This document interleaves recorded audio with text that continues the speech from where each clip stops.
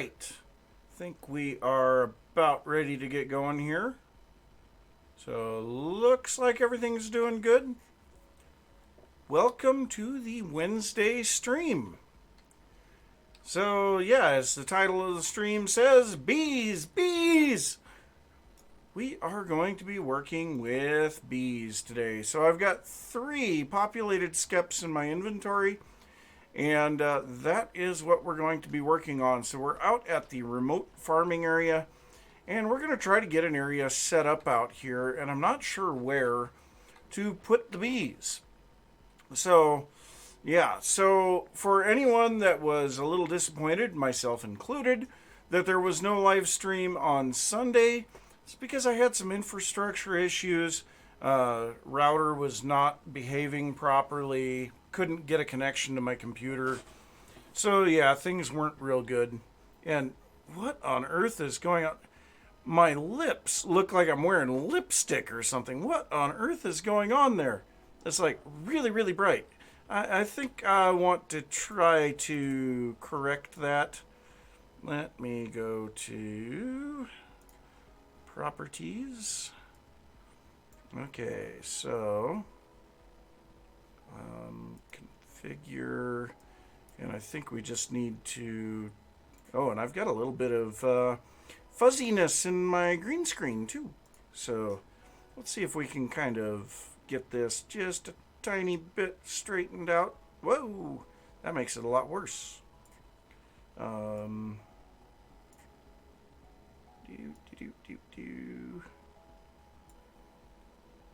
It still looks like I've got really red lips. What on earth is going on there? Whoa. That was not right. That was definitely not right. I don't know. I am very thoroughly confused here. It's like it's really highlighting the reds. Don't want to make myself look like a zombie, but I might have to. Okay, so it's still really red. I don't know.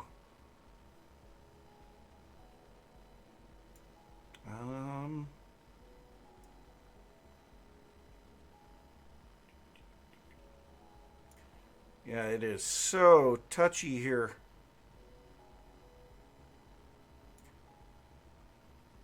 All of these settings are just eh.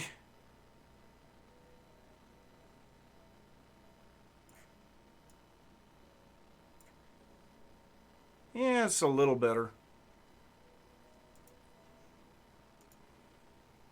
I don't know. My face doesn't look so red now, so that's better. But anyway, let's take a look at the map and see if we can kind of decide where we want to do this. So we've got the mill up here, which I'm really happy about the mill. It looks really nice, and we'll be able to take a look at that when daytime comes. And then we've got our 3 paddocks for planted grains. We've got the one for the berries. And so I'm not sure if we want to like go out maybe over here for the bees, or maybe we could continue this path on a little ways and put them over in this area. Or maybe, oh, yeah, down in this space. So down in front of the cliff. So if we go over here and take a look. So we've got the cliff that we built here. And been playing a little 1.18 Minecraft. So I'm trying to press my one of my buttons on my mouse to switch to my sword. And that does not work in Vintage Story. But yeah, so we've got this space here in front of the cliff. And we could very definitely use this for the bees. So I think that's what we'll do. And maybe we could wrap that around a little bit. So, yeah. So I'm going to start out by just placing these guys down. So we'll just place them down here on the ground for the moment. And we're going to go grab some flowers to put next to those. And maybe we can get those guys to start increasing in size. So I don't think that we have any flowers over here. Whoop. Nope, we don't have any flowers over here. Let's take a look at the map and see, do we have any nearby? And we've got tons of oak trees to cut down. So we've got a few flowers over here, a few over there. Just in general, not a lot of flowers around here. We've got just a few here and there. I would imagine that somewhere around here... Oh, and that's a huge area that I mined off tons and tons of dirt on. And so it's slowly spreading the grass back onto it. I'd imagine if we went somewhere up in this area, we could probably find some large groupings of flowers. But it's not really looking like it. It kind of looks like there's just not much for flowers over here. So maybe we need to head back. Whoop, that's the wrong direction. I think we need to head back to the main base and take a look if we can get some flowers there, because I know we've got a lot of big areas of flowers there.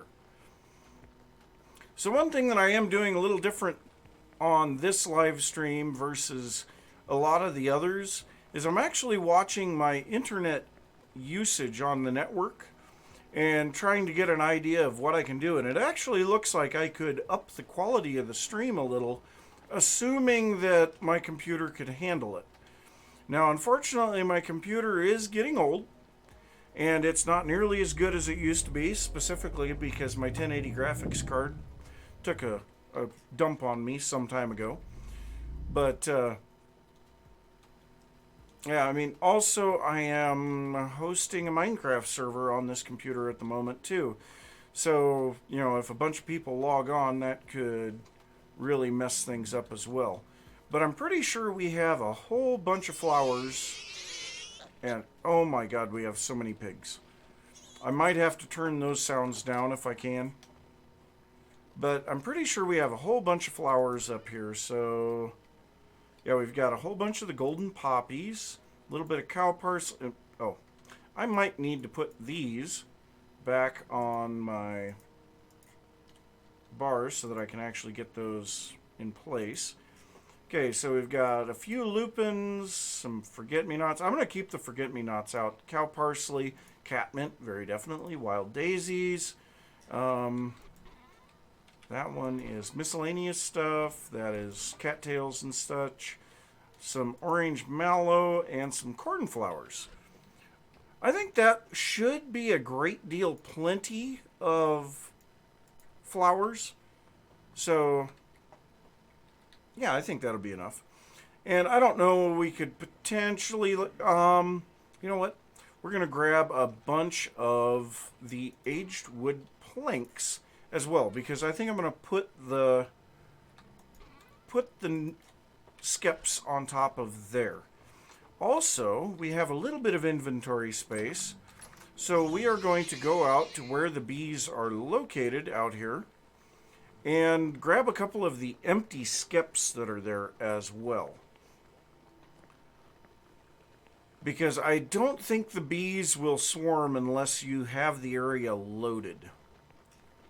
And also, a couple of them are outside of the range of the flowers, I think, because they were saying 0 flowers nearby, and then some of the others were saying 68. Because I've got just absolutely tons of flowers around there.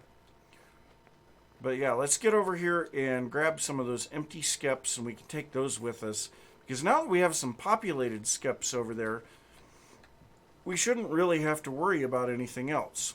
So, I did go ahead and clear a lot of this stuff off of this tree so that it was easier to see what was going on here. So we just got to make sure that all of these are empty skeps. And the skeps don't stack, so we have to be careful that we don't overload our inventory. And I think that's it. So those guys are populated, and they show nearby population of flowers. And like I said, there are lots of flowers around here. So we should be good on that. Now, if we wanted to, we could go over here. There's a huge amount of these dwarfers over there. But I think, like I said, I think we have enough flowers at the moment. So let's just head back over to the farming area and start getting an area set up for these bees. So we're going to start out by just placing down the flowers and get those hives to start growing. And then we're going to place down our empty skeps so that if they swarm, they have somewhere to go. And then we'll start working on paths and walls and maybe some terra shaping. I don't know. We'll see how everything goes. But I am also going to swing over here real quick and grab a little bit of this stuff. Grab a whole stack. And I think we need sticks to go with this. I need to make some of the straw dummies, and I don't remember how to make those. So, straw dummy. Yeah, it's just two hay grass and a stick each. So let's go ahead and make 4 of those. Because, yeah, we'll need those when we go to harvest stuff. Can I please get out the door? And now let's head back. And we'll see what all we can get done today.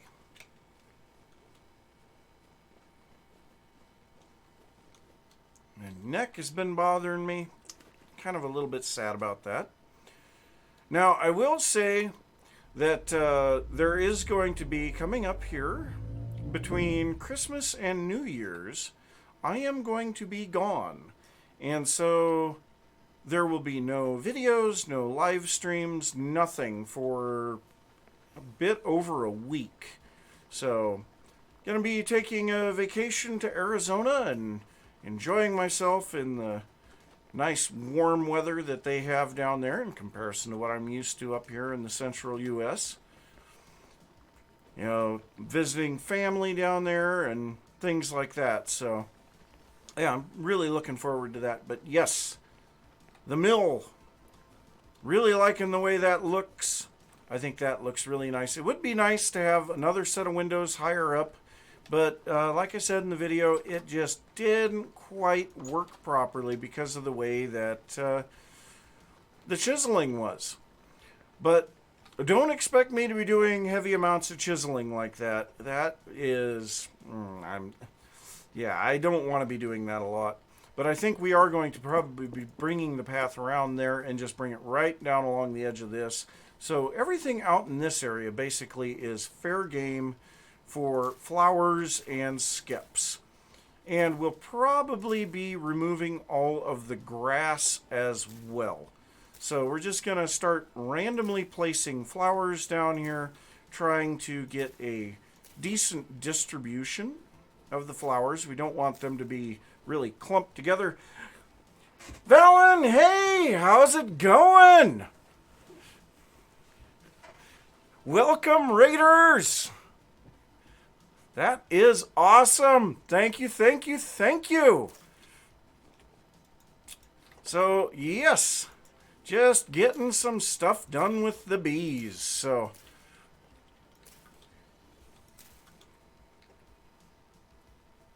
yeah, so many little mouse things. Oh, yeah, that should be good. I think we're good on that. But yeah, we've got the golden poppies. I love the look of the golden poppies. They are such an amazing flower. Wow, that is a lot of people. Thank you, Raiders. Thank you very much.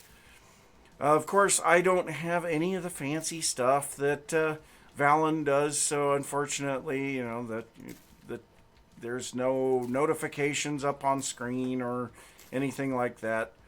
I've tried setting some of that up, but without the software, it doesn't really work so good. But yeah, welcome. So yeah, we're just having a good time here, working with some bees, doing some terrain decoration.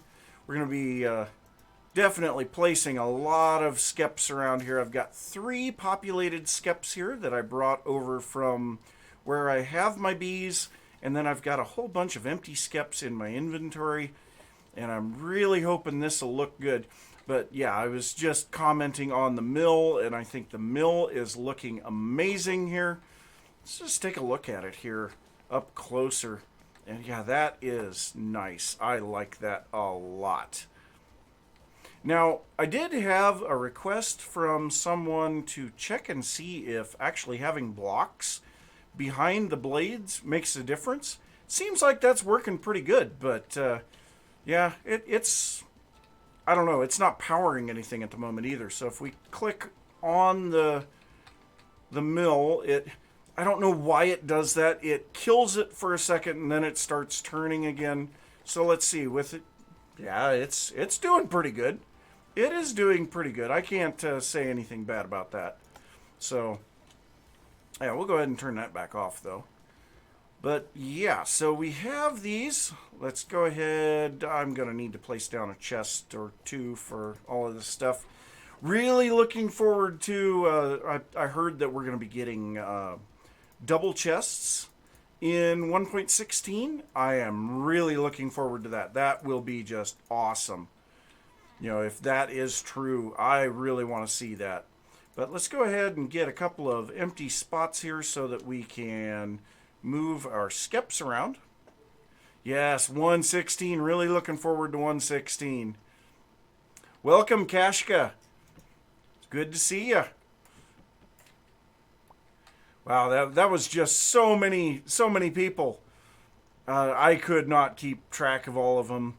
So yeah, we've got Rainbow, Raven, Kashka. Oh geez, so much stuff that went by so fast. Why can I not scroll up? There we go.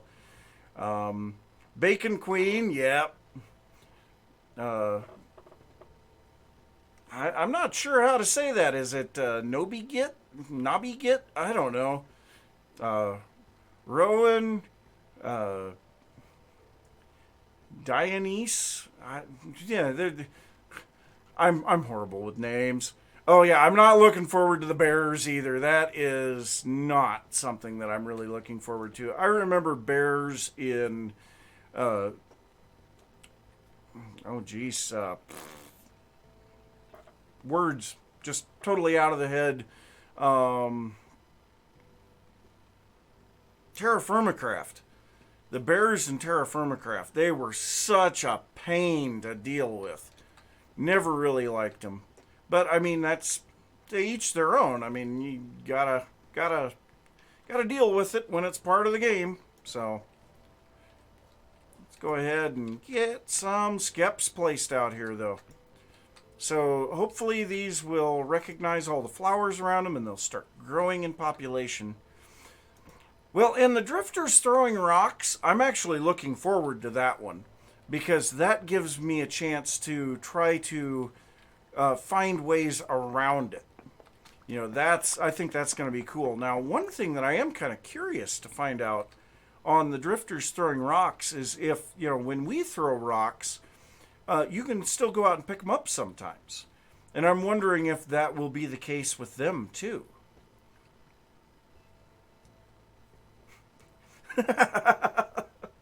Yeah, getting mauled by bears is never fun. So, oh geez, more people. Welcome, Forthwest. What? I'm just gonna say Tails. Wyatt. Welcome. Yeah, if rocks throw drifters, you usually have, well, the drifters take damage and tail, okay. But, you know, you usually end up with the drifter taking damage and you getting startled and taking damage yourself. And yeah, rocks throwing drifters is never fun. So, let's see here. Let's place out a few more aged wood out here so that we can place down some of our empty skeps and these can actually start spreading.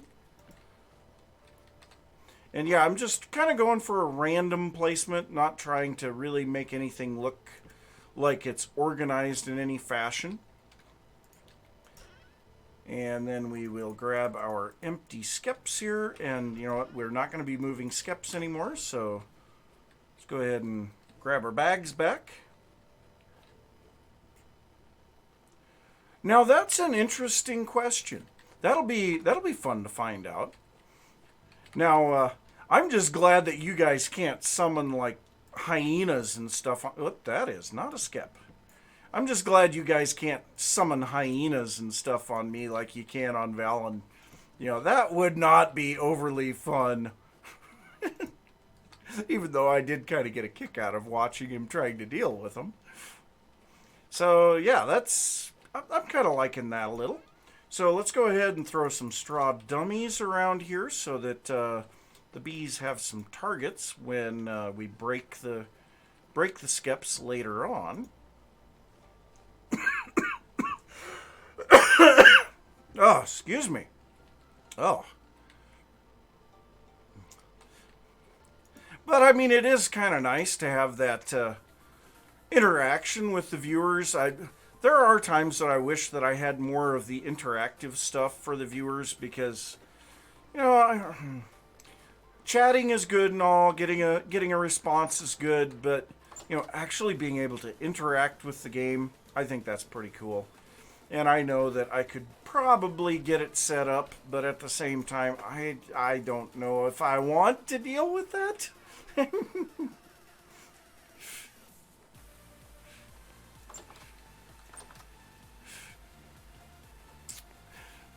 Now, I did actually find another translocator that took me out to an area that has hyenas. So I've actually had to deal with some hyenas for once, and wow, this song, I think I might have to remove it from the playlist because it is just way too loud. And trying to get it to volume up just a little bit is almost impossible. There we go. I think that's about as good as I can do. Oh, and got my fingers back in the wrong spot. So yeah, we're going to run a path now along the wall. And I think that'll kind of be nice. I don't think I'm going to put a wall between the path and the bee area. But I do think that I'm going to take this path, or this wall here, and follow up along the path and kind of surround this hilltop and at least connect up to the edge of the mill and then maybe go from the other side of the mill and go around. So I think that'll be kind of neat. But yeah, we're going to be doing a lot of work over here today, and I'm really looking forward to what this is going to look like when it's all said and done.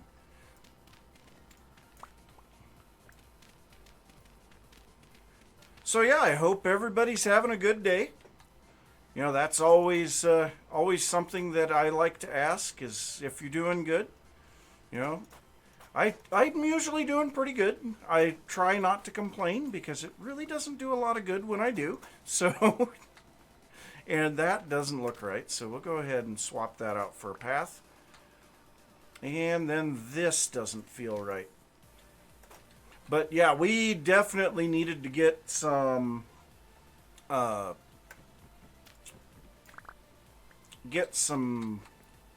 beeswax or whatever, honeycomb, so that we could start making candles, because I am just having such a hard time with candles. I need lots of lanterns and I'm just lacking in all of that. So yeah, I'm going to make that area a little wider because it feels like it should be a little wider. So let's just continue this on. And you know what? We're going to remove that one, put that guy in, and bring that down there. And let's go ahead. Yeah, I don't have any other knives with me. Let's at least grab some dry grass there. And so I think I'm going to wrap this all the way around back to the main path again. So it's going to take a lot of path blocks, and I don't think I have enough. Now, I do have the path variants mod installed. So yeah, you can see these are sandstone paths, and I really like the path variants. Being able to have paths in all the stone colors, I think it's something that should be put into the vanilla game myself. Oh yeah, getting the hives going will really help. Well, and one of the biggest things with the path variance is back at my main base. And actually, we're going to head back there real quick because well, yeah, we're going to need to grab a whole bunch more sandstone so that we can make more paths. So I'm going to set this down here and drop off all the flowers. We'll leave a stack of aged wooden planks and all of these. But yeah, we're almost out of the slabs, so we're going to need those. And let's go ahead and drop all that off because we're not going to need any of that.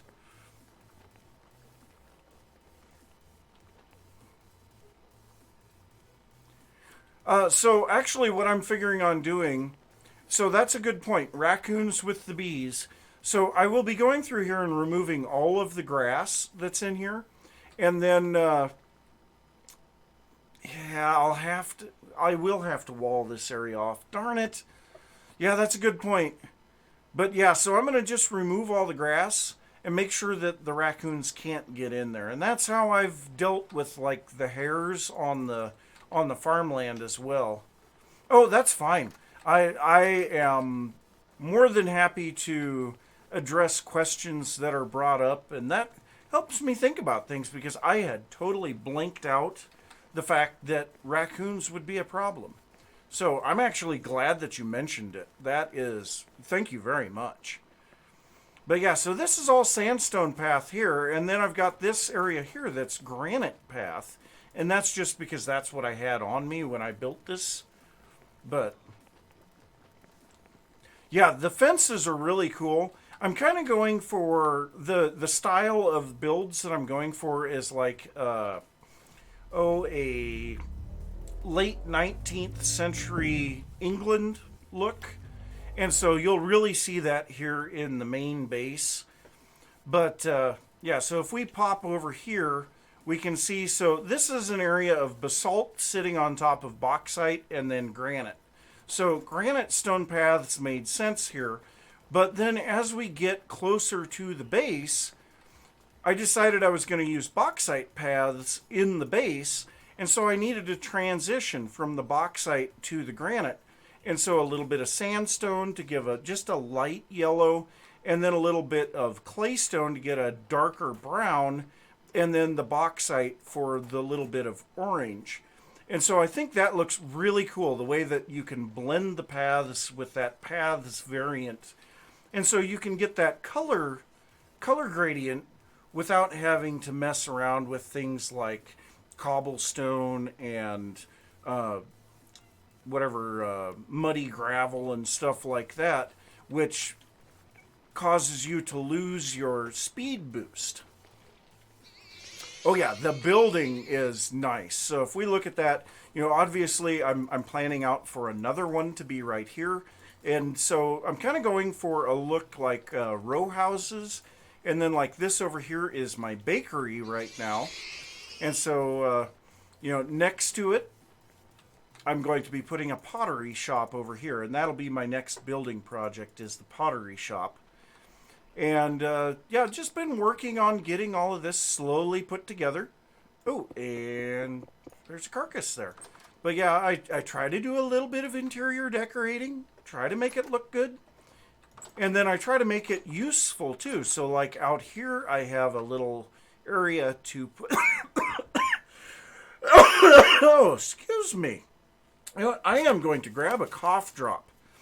I've noticed that when I do a lot of talking, I tend to have this problem of my cough coming up. So I had COVID about 5 months ago, I guess. And I've just had this chronic cough ever since. And it's like the only lingering effect, unfortunately. But so, I'll just pop a cough drop. I might have a little bit of a coughing episode before that kicks in. But yeah, in general, that'll help. But so, yeah, I also have the Better Crates mod installed, which is actually good because, you know what? Before we get going, before we start, and we're running low on sandstone, before we get going, I'm actually going to make another,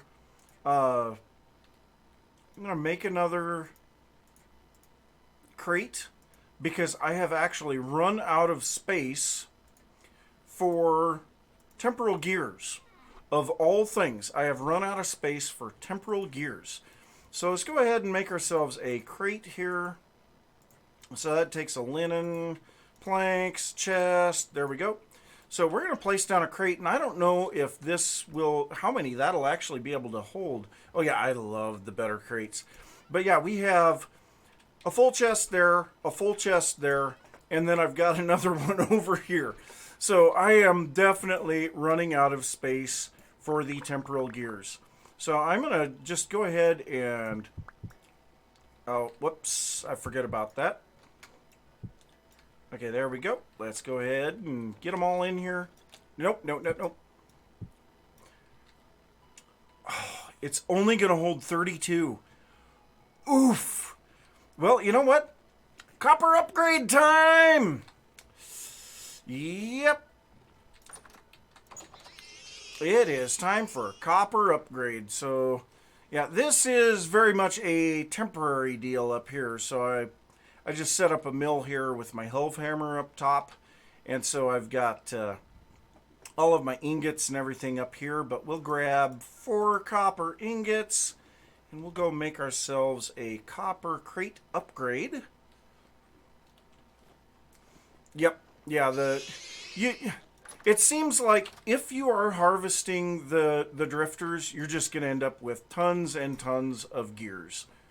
So let's see here. If I remember correctly, it is like that, and then like this. Whoop. There. And then we put a chest in the middle. Yep. Perfect. All right, let's get our copper crate upgrade. Place that on there, and there we go. So yeah, we can only hold 64 temporal gears in there right now. That is actually kind of sad. So let's go ahead and grab a bunch of sandstone. We might actually have to do some mining. Okay, so we got that. So let's go ahead and grab 4 stacks of dirt. So let's start out by making a stack of, oh, I guess that's only 1 each. So let's make a stack of slabs, and then we'll make as many of the regular paths as we can with the stones that we have left.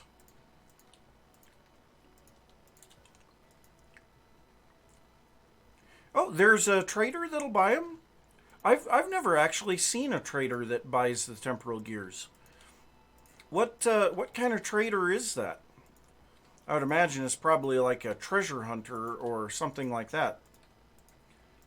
So 2.5 stacks of regular paths and a stack of the slabs. That ought to be good. And let's go ahead and drop that in there.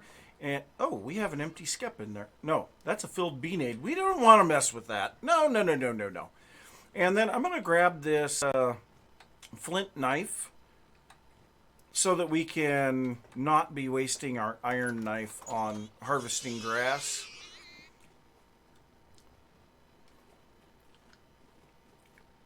Ah, that makes sense. And I don't think that I've found a treasure hunter anywhere in this world yet.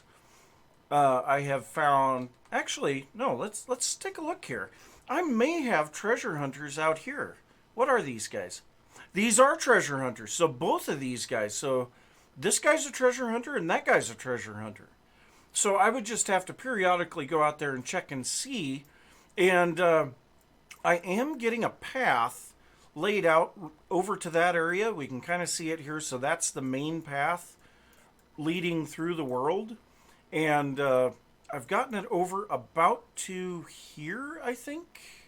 Or no, right about here. Yeah, you can see where it ends, right there. So the path is supposed to go, this is a mountainous area, so I needed a way to get through it. And then over here we can see there's some tunnels going through some big mountains. So yeah, well, that's okay, Kashka. Have a good sleep, and I'll see you later. Have a good one.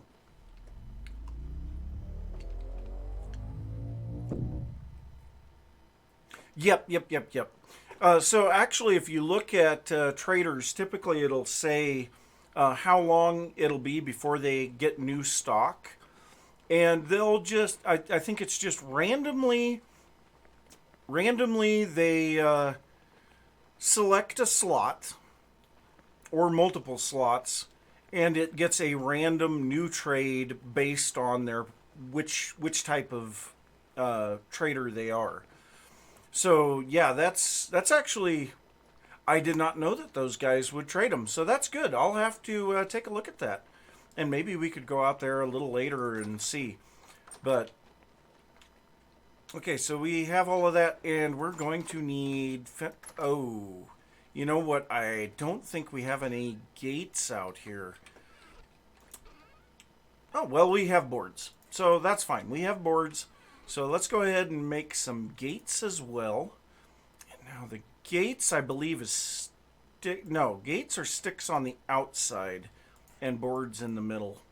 So we will need... Let's go ahead and go with, let's make 8. We'll just make 8 and call it good. And I don't want my boards in there. I want them back over here. And eventually this will become a farmhouse as well, because it kind of makes sense. You know, I spend a lot of time over here, need somewhere to be safe. So yeah, we will... Ooh. Okay, well, let's go ahead and just start on this and work it out as we go. So we're not going to be... Yeah, we're going to have to... We're going to have to remove everything up here for grass. So I don't really want to have to deal with that. Where can we put this? Do we just follow the path? I think we do. I think we just go here and follow the path. I just don't want raccoons to come up here while I'm working and destroy those guys. I just like the look of having them only 1 block off of the ground. But I also like the look of having the grass, but the grass spawns raccoons and hares. Sometimes you just got to make compromises, unfortunately. But yeah, I'm really happy with the way that this cliff turned out. This is actually a fully custom cliff. This was a bit of a hill, and a little bit of the original hill is still sticking up right here. But everything over here that the mill is sitting on is a custom hill. And so that cliff is all custom. So I'm actually really happy the way that turned out. And with this here, I may actually place later on like a tree here. I don't know, maybe a walnut. I think the walnuts look good. All right, well, thanks a bunch, Wyatt, and you have a good evening as well. Thanks for the follow as well. I really appreciate that. So, yeah, you know what, we're not quite going to go that close there. I think over here we are actually going to start going down. I can't center click here. We can only do that in creative. So, yeah, I'm going to start bringing this down right here. And I go 2 blocks high so that they can't get over the edge there. I found that issue over here with these guys. And actually with the hares, there was a really good suggestion with that I never would have thought of, which was to put foxes in with the farms. And so, yeah, I think that would be a pretty cool idea, actually. So let's go to our next stack of walls, bring this down here a little, and I think we'll take it down to about here. Actually, right about here. I think we'll have our gates right here. And let's go ahead and just remove a little of this. We'll put down some path. Oh, food time. I'm running low on vegetable, but I'm trying an experiment of only partially cooking my pies. So they're all part cooked right now in the bakery, and I'm going to see if taking them to fully cooked will reset their spoil timer. I don't know if that'll work. I was told that it would work to go to the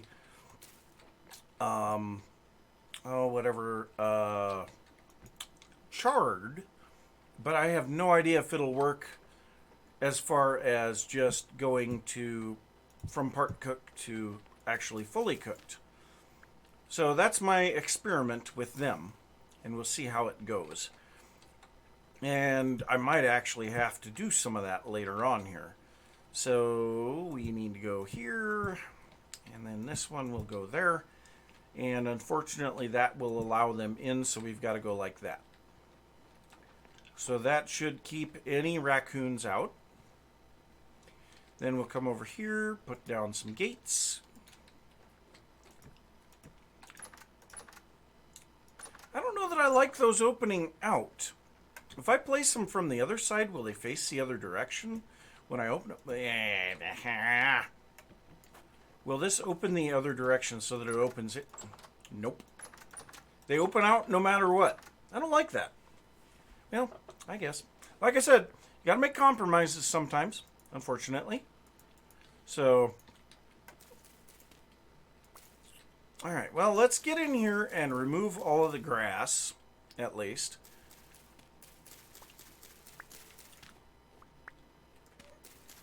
So on Aura Fury, I did a whole bunch of bee, a whole bunch of bee stuff, and I just made a big flat fenced area for them. But I didn't really want to do that here. I thought that would look kind of boring. You know, I'm trying to make something a little more interesting. So, let's see here. How do we want to do this? So I'm kind of thinking we just come right off of there. So we'll come off of there, drop down a little. And then here we'll start going over.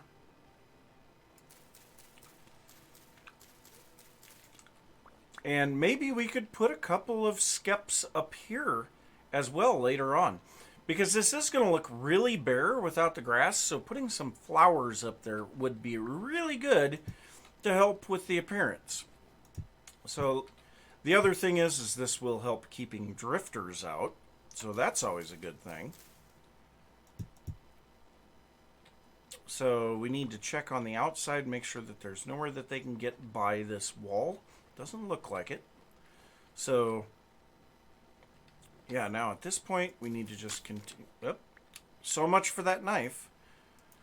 And, like I said, I don't want to waste my iron knife for cutting grass. I don't have a scythe over here. You know what? We're just going to do this. We are going to go over here. Whoop, missed it. Right here. We're going to drop down in here. And there is andesite underneath this. So we'll go through first sandstone, then shale, then, or slate, not shale, slate, and then into andesite. And I've had a bunch of stuff that I've mined down here. And yeah, like over there is some cinnabar, and then there's some copper that's opened up into a massive cave. But I think we're just going to dig a little of this stuff. Oh, nope, we can't dig that one because that's on our ladder. So we'll leave that guy there. But we can make a whole bunch of stone knives then.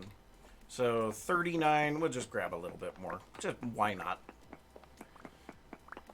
And yeah, these meteoric iron picks, I would say they will probably be, once they're gone, they are gone. I don't think I'll be making meteoric iron picks again.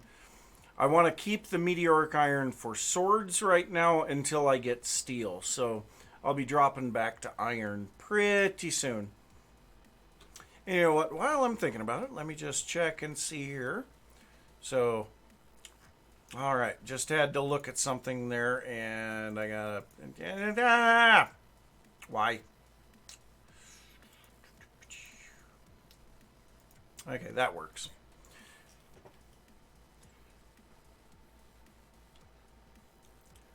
So yeah, I will say so. Unfortunately, well, I guess I said this at the beginning of the stream, but I'll say it again for everybody who has joined since then. So unfortunately, I didn't have a live stream on Sunday because I was having some infrastructure issues at my house here. And my router was being kind of a butt and not agreeing with me on what it was going to do. I didn't have a connection to my computer. Took me a good hour or an hour and a half to get it working, and by that time I had flint in here. You know what? We're not going to use andesite then. We're going to use flint. But yeah, so there was a couple of issues that I managed to find. One is my router itself. It is really old and rather slow, so that's unfortunate. So, if I can keep from falling over here, went ahead and, yeah, can we see it? Maybe. Went ahead and went and got a new router, but I haven't gotten it installed yet because I was able to get the one that I have working. Then the other thing is the cables that I am using. They were kind of poor quality, unfortunately. And so, yeah, so the cable that I was using at the time, when it was plugged, where it was plugged into the router, it had to be positioned just perfectly in order to get a connection.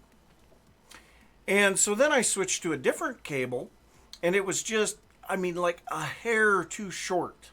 I mean, we're talking like inches too short. And so it was a little bit tight where it plugged into my computer. And I think the Ethernet port on my computer itself is kind of going bad. And so I was struggling to get a connection there. So, yeah, just in general, everything was not really, it was not agreeing with me. But I have addressed most of those issues on a temporary fix, and hopefully we'll be able to get a more permanent fix here in the next couple of days. Unfortunately, I haven't been able to because, yeah, work has been kind of hectic, and I think I mentioned this earlier. I've been playing a bit of Minecraft 1.18. I am actually hosting a server right now, and so while everybody was excited about it, I wanted to be able to play and keep them excited, and yeah, we've been having a great time with it, which is kind of important. You know, you got to have fun, and if you're not having fun, then you really should reconsider doing it. So that's always my advice to people. I've had a lot of people ask me, well, what does it take to get into YouTubing? What should I do? All of this stuff. And the only advice I can ever give them is, first off, be yourself. Don't try to be something else. You know, you can take a little bit of influence from other people. You know, I have taken a bit of influence from Wells Night Gaming because I really enjoy his content. And so, you know, but don't try to completely mimic them. And the other thing is, do something that you enjoy. You know, don't do things just because they're trending or anything like that. If you do that, you're going to be miserable. Oh, hello there.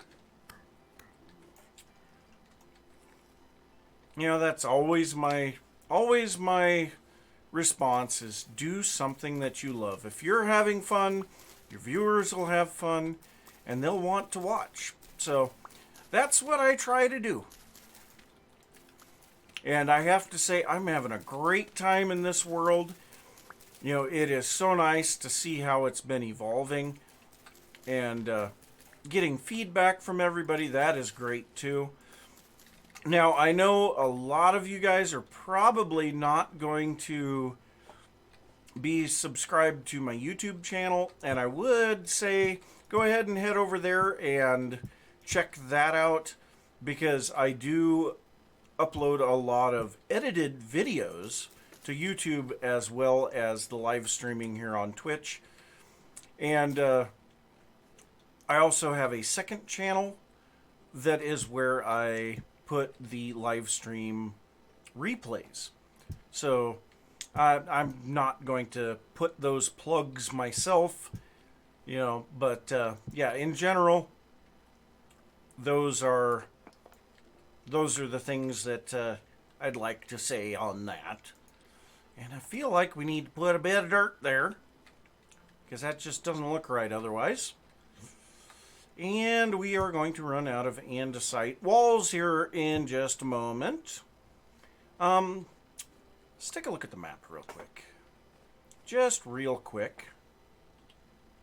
Oh. So, this is a decent sized area. So I think we'll just bring that around and just kind of make a little bit of a loop around that end over there. Dropped off all the andesite. Well, we might end up having to go back to the base to get a bunch more andesite, because I do happen to have tons of it there. I don't like that. That feels like raccoons could go over that. So we'll just carve that back a little. Hey, Agent Emily, welcome to the stream.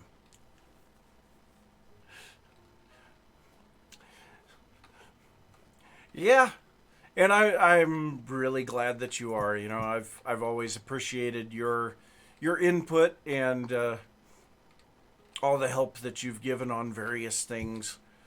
So thanks a bunch. Really appreciate it. So let's go ahead and move this cat mint. Okay, so let's kind of take this back a little. I gotta try to hit this in the right spot so that I don't have to worry about huge amounts of walls here. So if we bring it over about to here. Oh, and we're out of walls. Yeah. Alright, well, let's go ahead and put a catmint up here. Ah!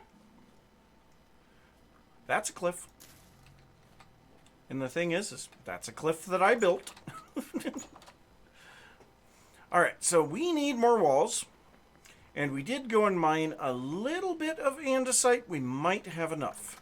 So let's see how many we can make out of this little bit of andesite. We've got almost a stack here. So 9. Is that going to be enough? I have a feeling the answer is going to be 9.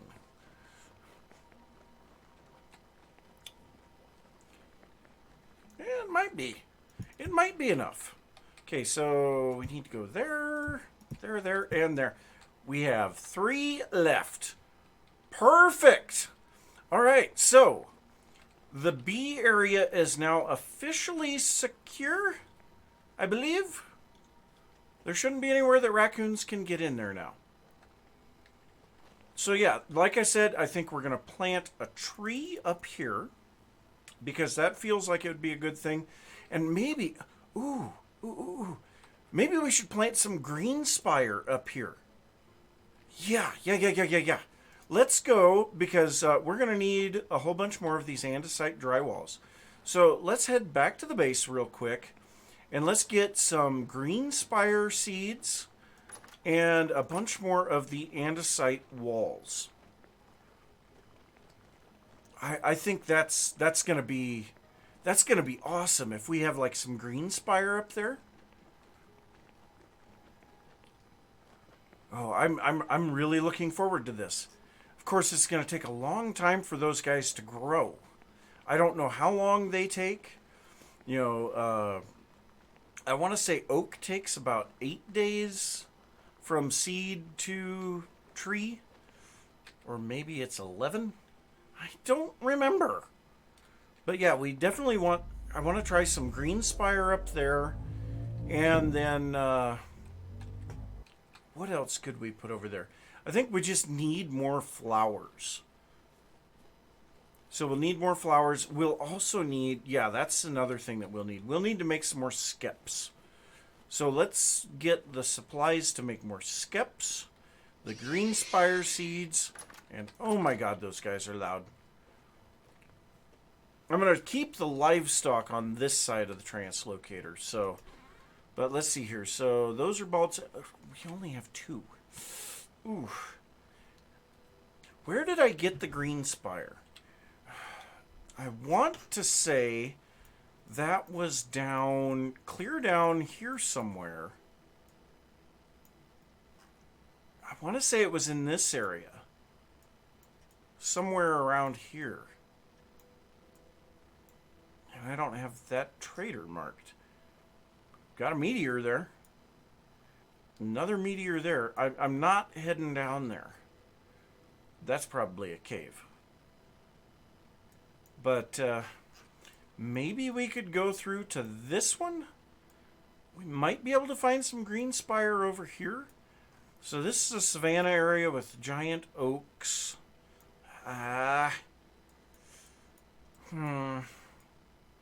Maybe up in this direction we could find green. I think we're just going to grab the 2 that we have. What other trees might look good there? I'd kind of like to be able to put something else into the area where the bees are. So what else could we put in there? What is that? Ebony. Ooh.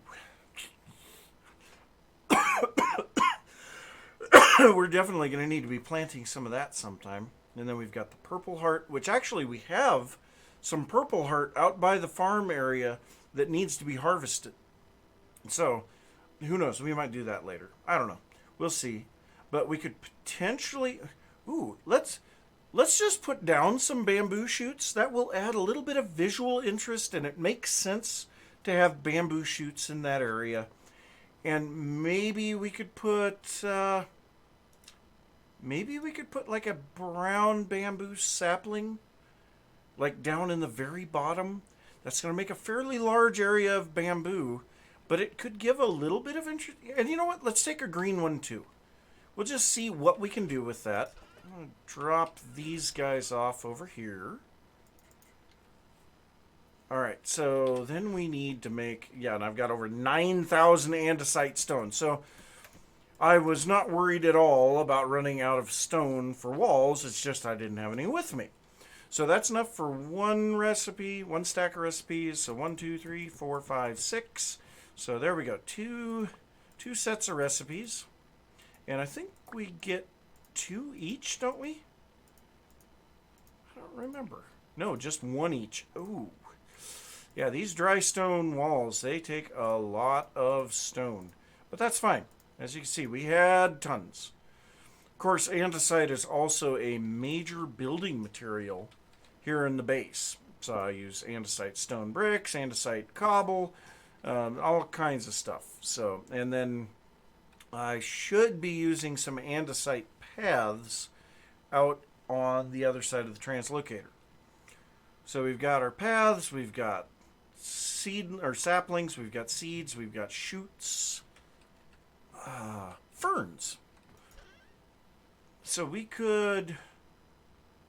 Ooh. I don't think we want to go with that. So we could go with some hart's tongue. You know what? We don't have any dwarf firs out there. Do a little bit of the eagle ferns. You know what? 20 will be fine. Little bit of cinnamon ferns. And then, oh, yeah, that would work. We could throw some cattails in. That'll give some interest. My inventory's filling up. Some cattails. Wait, was that that was papyrus. Well, you know what? I don't think we're going to put papyrus there because that would be more of a thing for along water. But cattails feel like they could be growing down there without any problem. So we'll get that. And now what we're going to do is we're going to throw a chest on the ground. We're going to throw a whole bunch of this stuff in there.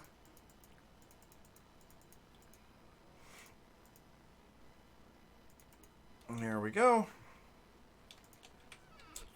And let's go ahead and use carry capacity. By all means. I've got it. Let's use it. All right, so the next thing was for more skips. So, what is, I think it's eight cattails and 2 clay for an empty skip? No, 16 cattails and 2 clay. So we have enough for 16. Oh. Well, you know what? Let's go ahead and grab a stack. Break it, throw that back. And we'll just keep those uncrafted because 5 stacks right now is better than 16 empty skips. Alright, let's take a look. Yeah, the vegetable is almost completely empty. I think we should be able to eat. Yep, we're able to eat a full one there. These, oh, the currants are spoiling already. Still got 4 days on there. So let's check and see how are the pies doing here in the bakery. I'm a little concerned now that I see that. Still fresh for 6 days. So I think we're doing okay. 5 days. And you know what? Nah. I was gonna bake some pies, but no, we'll pass on that at the moment. And I need to get some more paths set up here. Very definitely.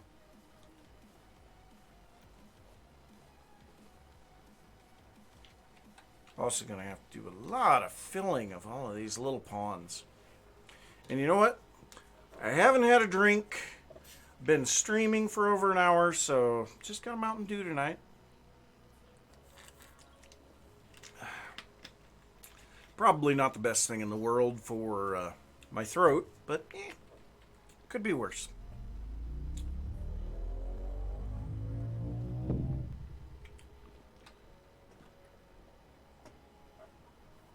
And one thing that I really like about this area down here is that it rains a lot.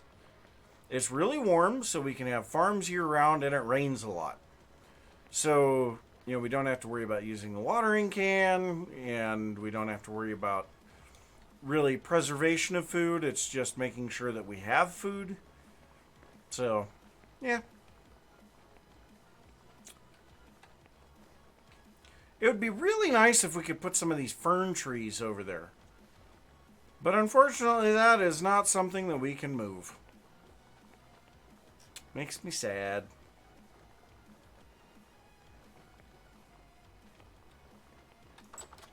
All right, let's get up here.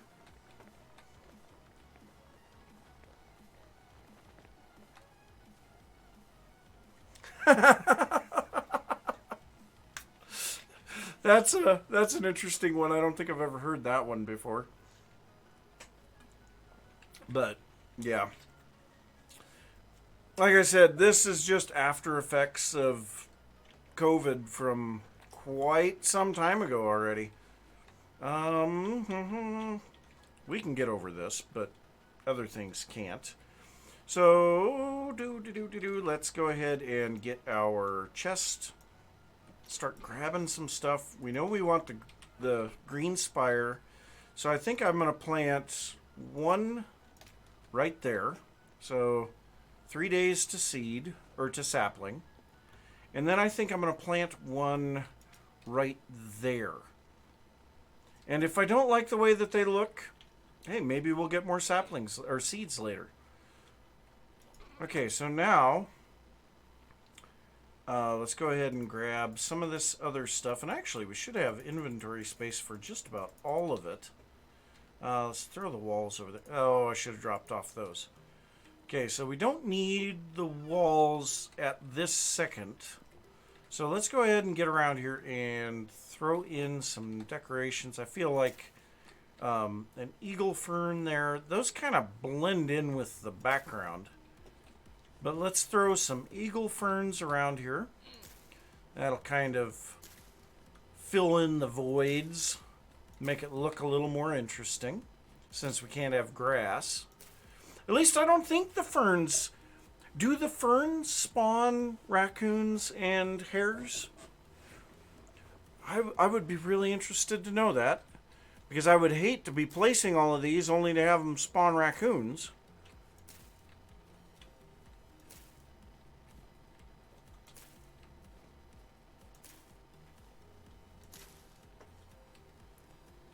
So I think that should be good enough with those. Now the cinnamon ferns...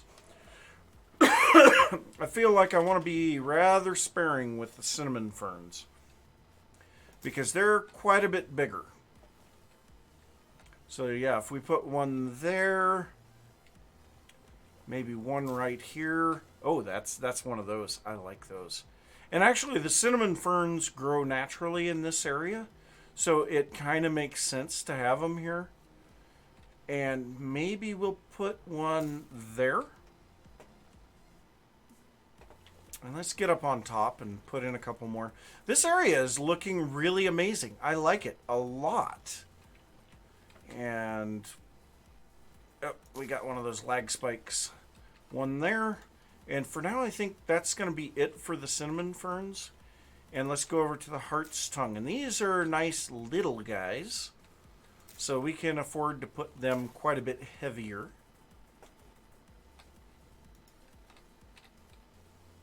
And I only grabbed 3.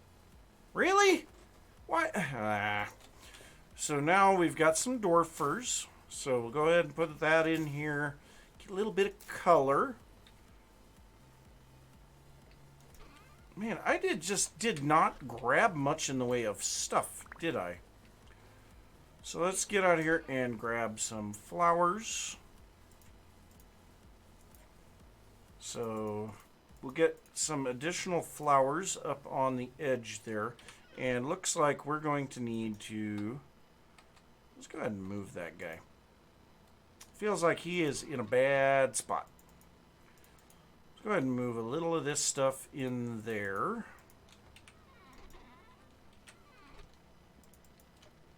Alright. Love carry capacity for this one.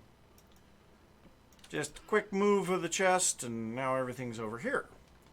So let's get all of our paths together.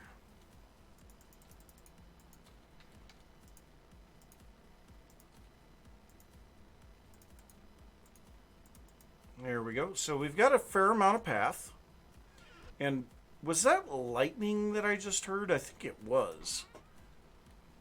Okay, so there's all the path. Grab a few more flowers here. Make sure that all of our walls are in here. Throw the stone in there. Get our lantern back over in our offhand. Okay, and the aged wood. I think what we're going to do is we're just going to make 4 empty skips. Throw that in there.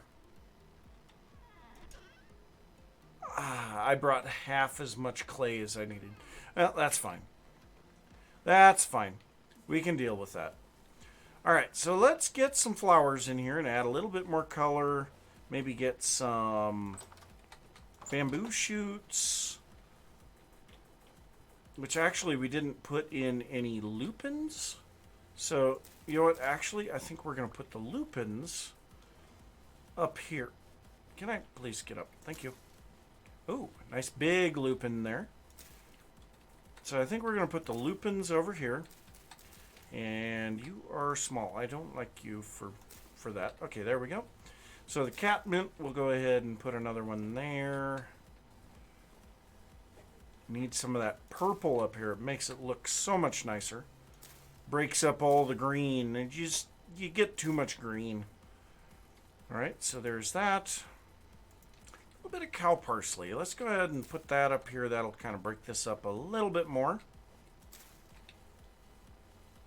And then we have the bamboo shoots. And we're going to put those down here. Well, the bamboo shoots, I think we're going to place one there, one there. And from what I understand, these don't grow. So wherever we place them, they'll just kind of be there.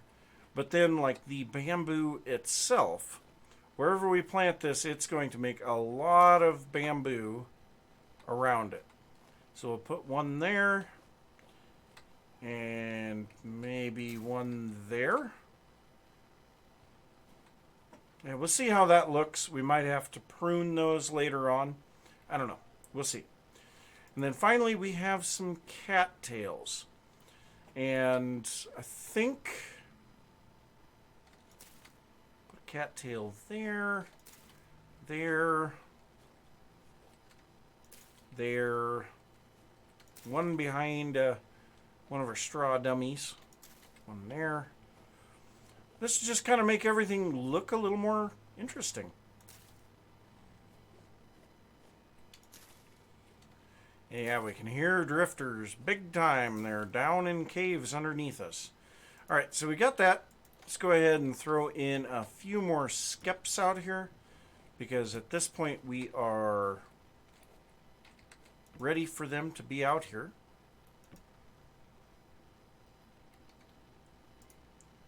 And skip, skip, skip, skip.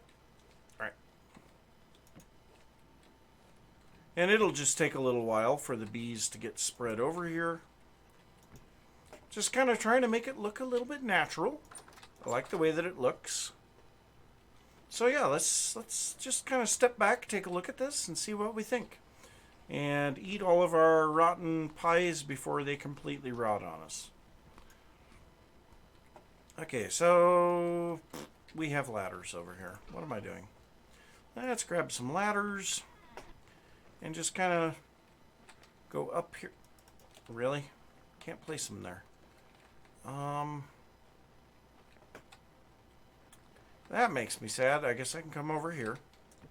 So we'll just place down some ladders. That should be enough that we can kind of get a view from up above.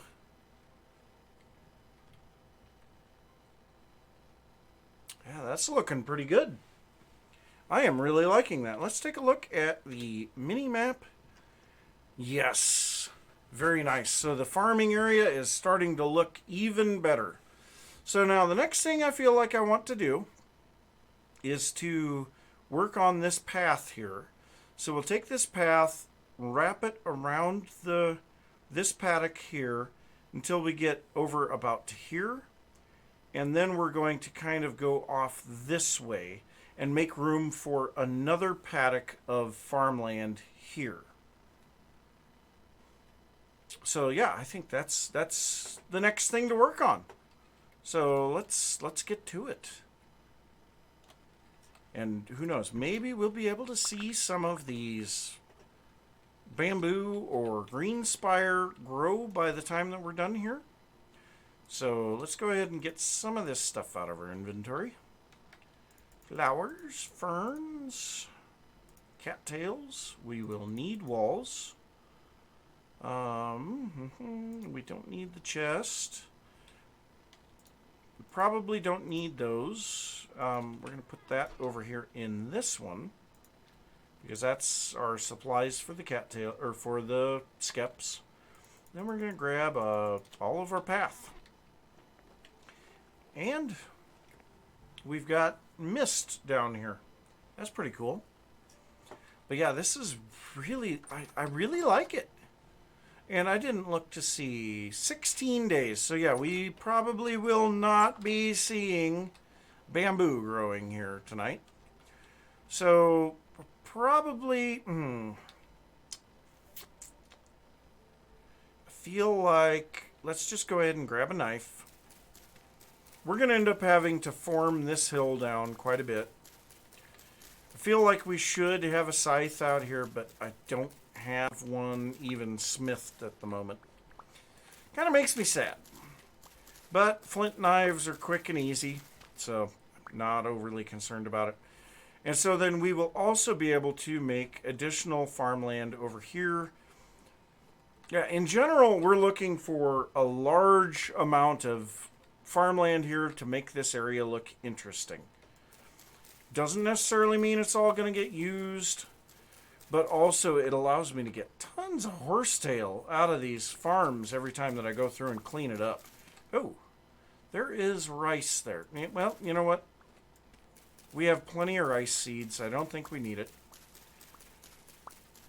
But yeah, so... Oh, we have some ferns over here.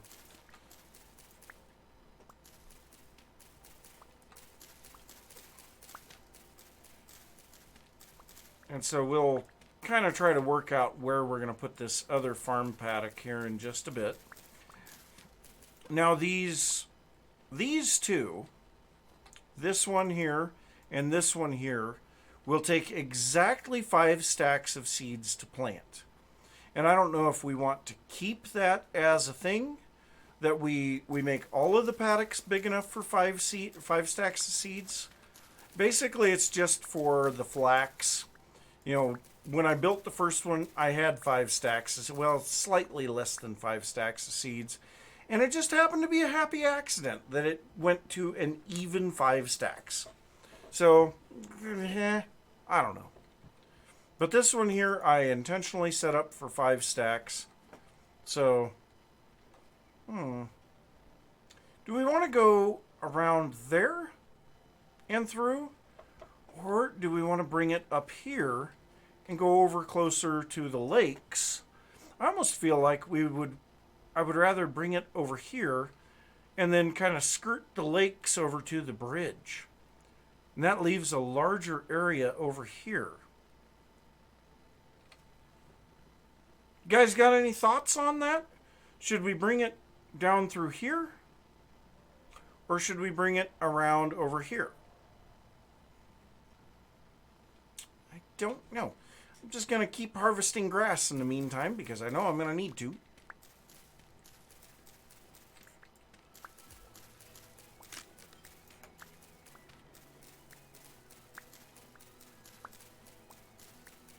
Yeah, there's definitely going to be some shaping of the terrain needs to be done here.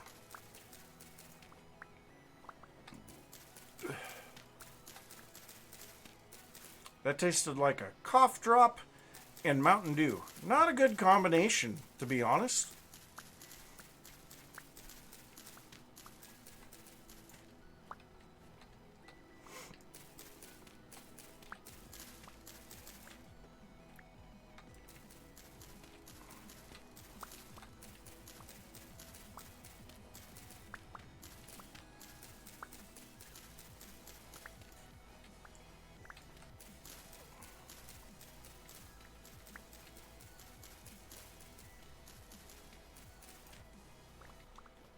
Also, I'm probably going to need to harvest some of these trees here because they're stopping the farmland from getting wet, and that's a big problem.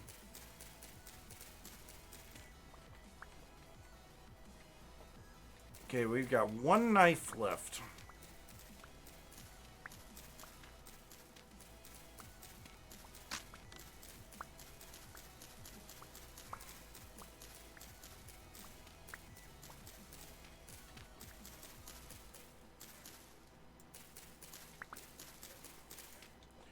And I will be honest, I have not been using the hay grass to feed my livestock because I have so much flax from getting flax fiber that I need to use it on the livestock or else I'm going to end up losing it. It's going to spoil on me.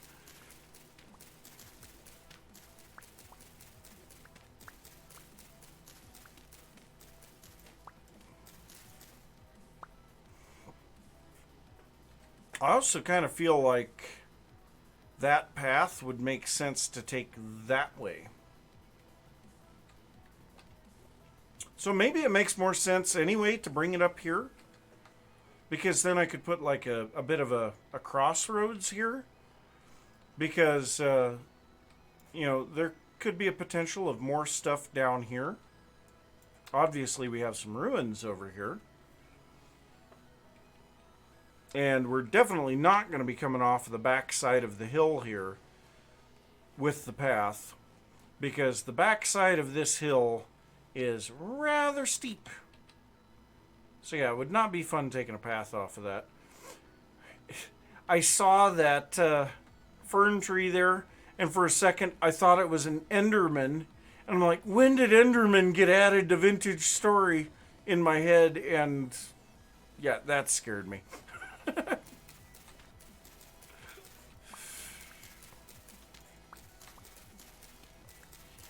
But, I mean, what can I say? I really like having paths. It's just something that I think adds an awful lot to Vintage Story, Minecraft, pretty much you name it. You know, granted, in Minecraft, you fly around with an elytra and you never use a path, but it's still, it adds so much to the build to make a path. So, yeah, paths. Now, of course, in Vintage Story, it makes even more sense because you end up with lots and lots of stuff that you have to go and run and get. And if you don't have a path, it's slow.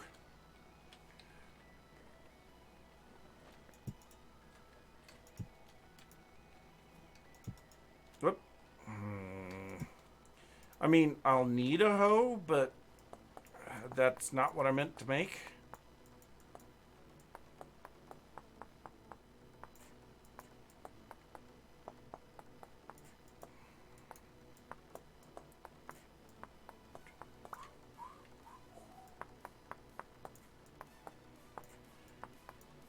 And I am so glad that someone told me to hold Alt when I do this.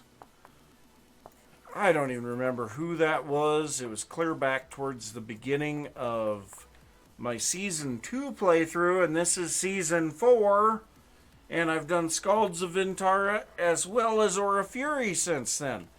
So yeah, there's been a long time since whoever said that said it to me. But my God, that was probably the best tip I've ever gotten.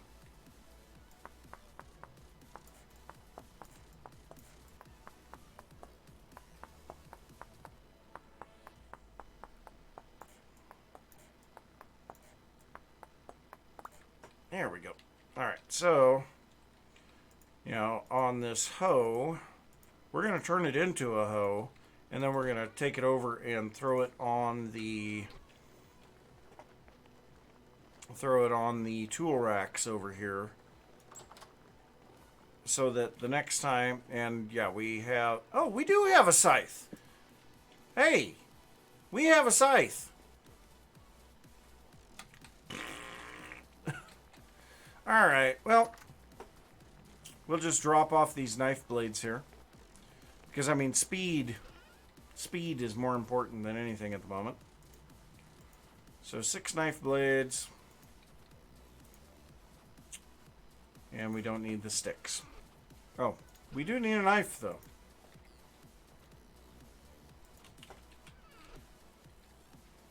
So let's swap those. Eat some pie. It's a wonderful day for pie.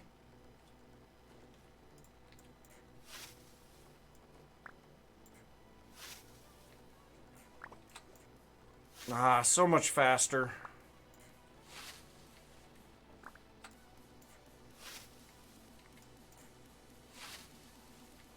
And I kind of feel like an interesting thing here would be to make like a reinforced terrace along the lake. That might be kind of cool.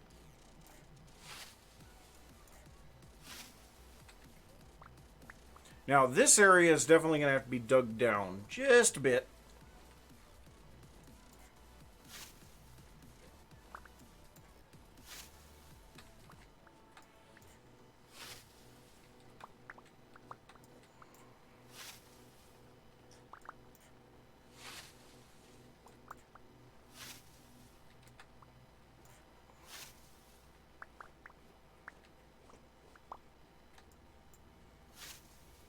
Is it getting to be nighttime again?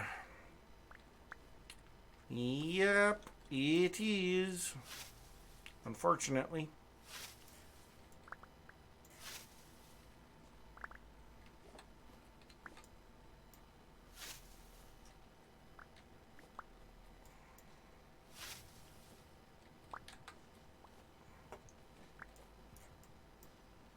What this really does, more than anything, adding all of these farm paddocks and everything, is it adds the human element, or the serif.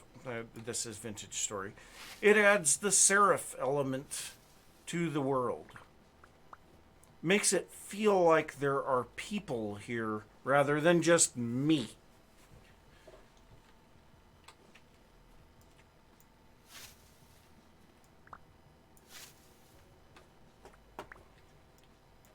And maybe we'll add more bee stuff over here. That could potentially be a thing. So we could have this bee area here, and then if we're going to wrap the path around that way and head out that way, we could put more bees out there. I mean, that would definitely be a potential option. And actually, let's see. How are the bees doing? Where's a populated skep? Oh, yeah. 34 flowers nearby. That's great. I almost feel like I should move that one. I don't know. Okay, so this is going to have to be cut down. Of course, that's going to make a very large flat area, and that might not look right either, considering the contours of the levels down below. Oh, and my shovel's about to break.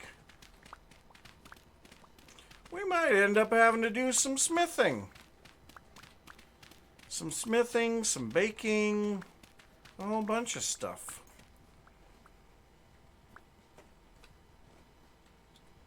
Okay, so...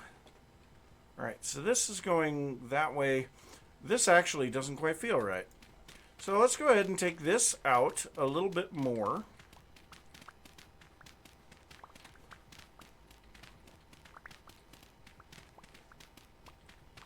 Just keeping the straight line edges to a minimum. Trying to kind of break everything up, make it have a little more visual interest. And then let's grab some path. Before we do, let's get these guys. Alright, so let's bring our path up here. And you know what? We're going to leave that one there.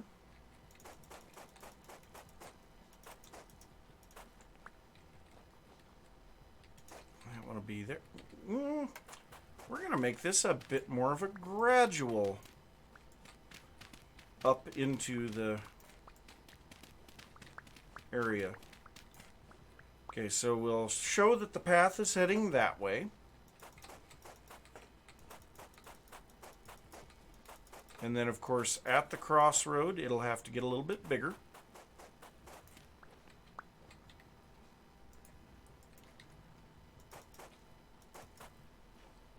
I thought that was a block of dirt there. And no, it was not. Alright, so bring this over this way. Kind of widen this out a little bit more.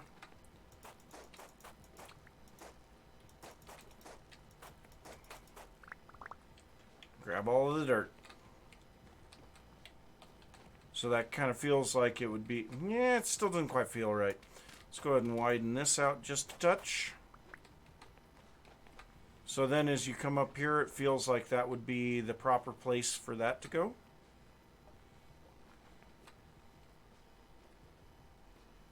I'm kind of at a loss as to what I want to do there. Whether I want to make a terrace or if I want to do something else. I don't know.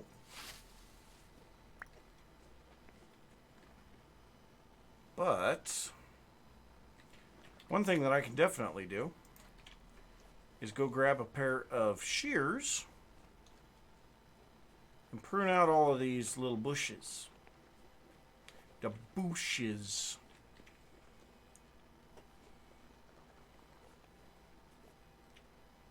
Ooh, peanuts. How did I miss you?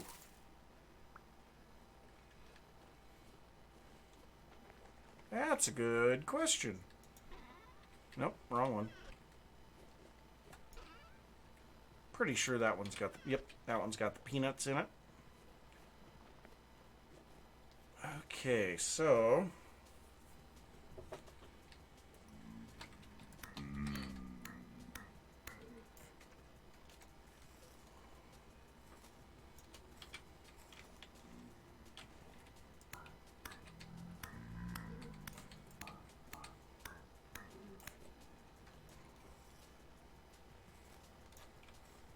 Flax fiber. Nice. I always thought these guys used to drop more rusty gears. I don't know if that's been changed in recent versions, but I could have sworn that I got a lot more rusty gears from them back when I was playing 1.10 and 1.11.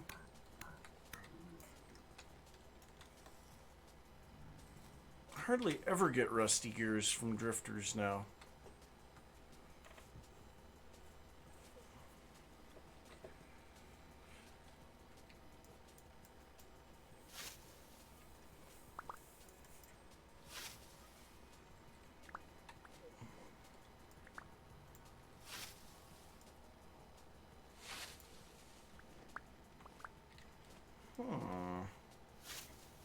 I'm just having a little bit of a thought here. What the?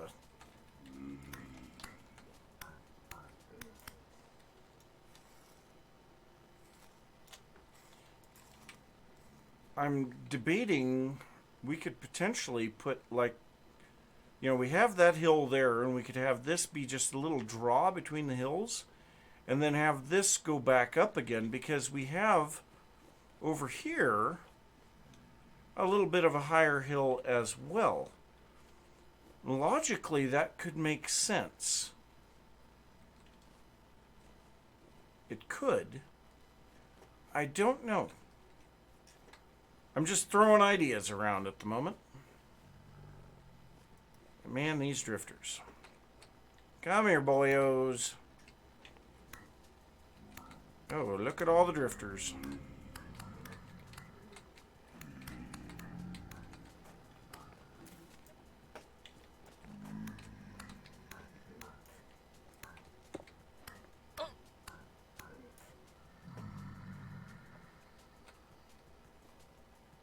So many drifters. That is one thing that we will have to be careful of, is drifters inside of the bee area. But as long as we don't get raccoons, I'll be happy.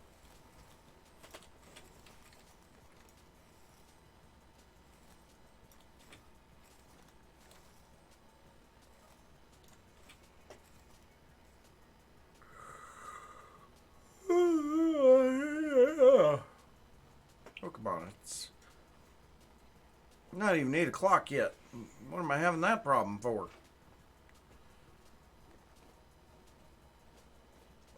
I'd really like it to be daytime. Get a better idea of what this area looks like.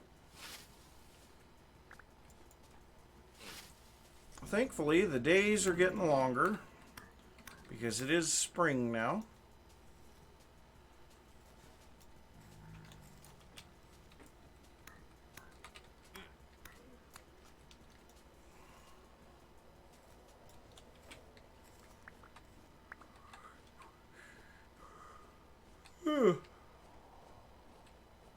Stop that.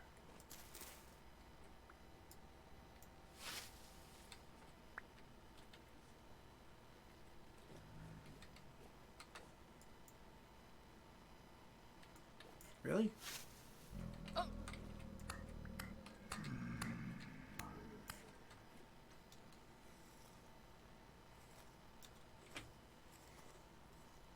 And wait a sec. Nope, that's fine. Something looked funny about it. So we are officially out of food. And still tons of drifters around.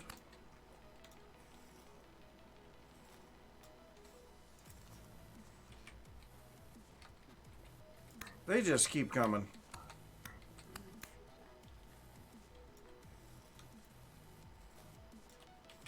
Now, just to let you know, this will not always be dark. Once I start getting some candles, we will definitely be putting lanterns around here to light everything up. Especially like the mill, we want that to be lit up. But then like the path areas, we'll put lanterns every once in a while.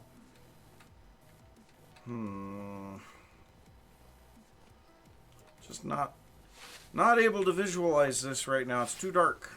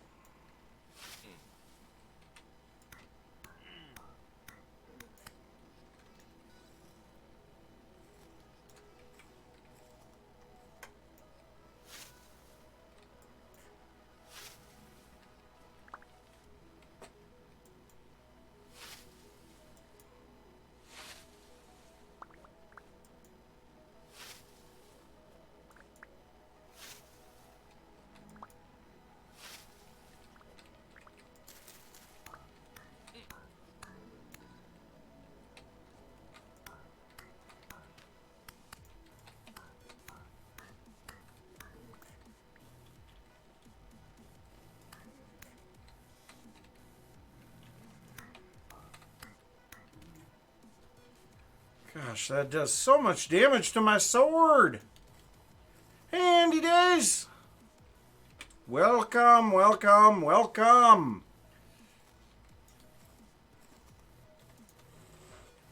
Well, all right. Thanks for stopping by, Dianus.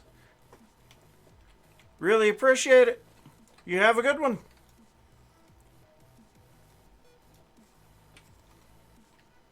Oh, so many drifters.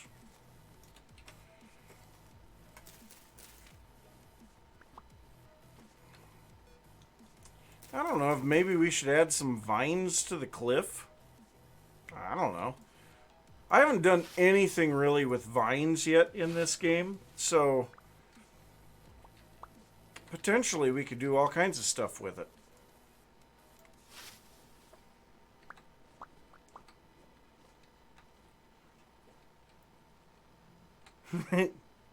Oh, I'm doing real good. Really looking forward to being able to play with you. And I know that we're still a ways off from that, but, you know, I'm excited.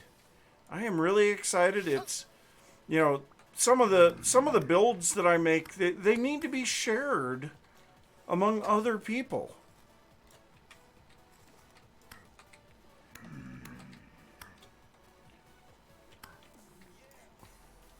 And if anyone is worried that they're not going to be able to build, which I know there's a couple of them in the list of people that we've got lined up, you know, don't worry. There's some good builders in the group. So, all right. Well, we're starting to get hungry. I'm just sad that it's raining, and you know, let's drop some stuff off here. We'll go back and start getting some other supplies again. Oh, okay, there's the slabs. Really?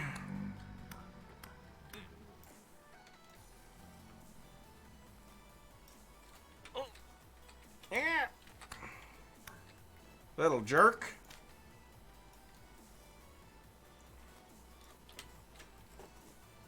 And I really like this style of building. You know, it is pretty awesome. Let's see here. We'll drop off all of these walls in there too, because we're going to need those here. Take the hay bales with us and leave... Yeah. Take the chest and leave the ferns. But yeah, just barely make out the mill up here. Can't... It's too dark. Let's see if we can get it to where you can see it here. So, really like the mill. Hopefully, it'll be daytime here soon. And actually, if we're... we won't be back for a little bit. We're headed back to the base so that we can get some food. That's kind of going to be an important thing at the moment. Granted, we have... This is our food area. We got plenty of food here. It's not that we don't have food. It's just... Yeah, we need to... I'm not going to eat raw supplies when I can cook. But I really like the way that the map is looking over there.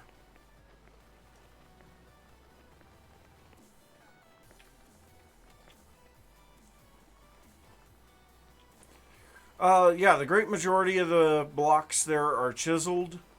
And I don't have the extended workbench, and that's part of the reason why I requested it as one of the mods. And so every one of those blocks is manually chiseled, and it took a while.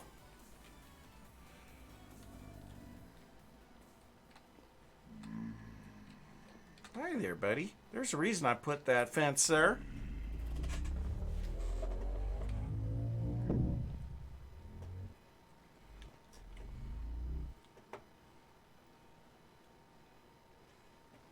Yeah, I'm still running on 115 here as well.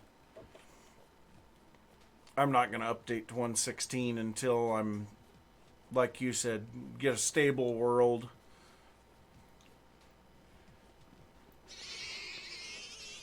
Oh my god, the pigs! So many baby pigs. Jeez, look at all them piglets. And you know what? We need to feed the pigs. Since we're going to be doing some food work anyway. So let's go ahead and grab a stack of flax grain. We'll feed the pigs, we'll feed the sheep.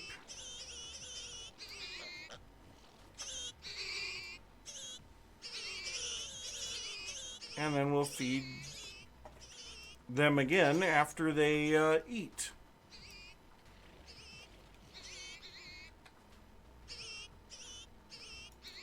I've already eaten a couple of them out of there. Yeah, the sheep are eating right away. Figured they would be. Can I...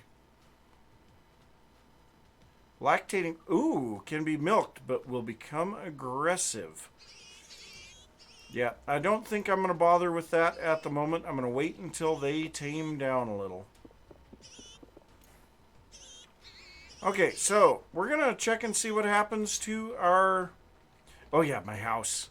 I love my house too. That is really cool. Yeah, that's not where I wanted to go. But yeah, the house just looks absolutely amazing if we can get away from the drifters. And you know what? We're going to go ahead and sleep. Oh, bed's back here right now. I don't have a bedroom yet. So let's go ahead and F5 out so that we can see when daytime arrives. And get out of bed when daytime arrives. Get back into first person. Alright, so... We don't need dirt in our inventory while we're cooking. We also don't need sticks, or flax fiber, or grass, or pretty much any of that stuff, but we'll keep some of it. Oh, we have 5 flax fiber on us. There we go. Alright, so... Hi there, buddy. Got a housewarming gift for me? But yeah, especially the interior here, you know, lots of chiseling here as well. You know, and then the display room, which is slowly getting some relics of the world into it. Got to figure out what I'm going to do up here yet. That's the staircase going up, poking through down below. So I'm not sure what I'm going to do with that. I'll figure out something eventually. But yeah, if we look at it here from the outside, right after we kill this drifter...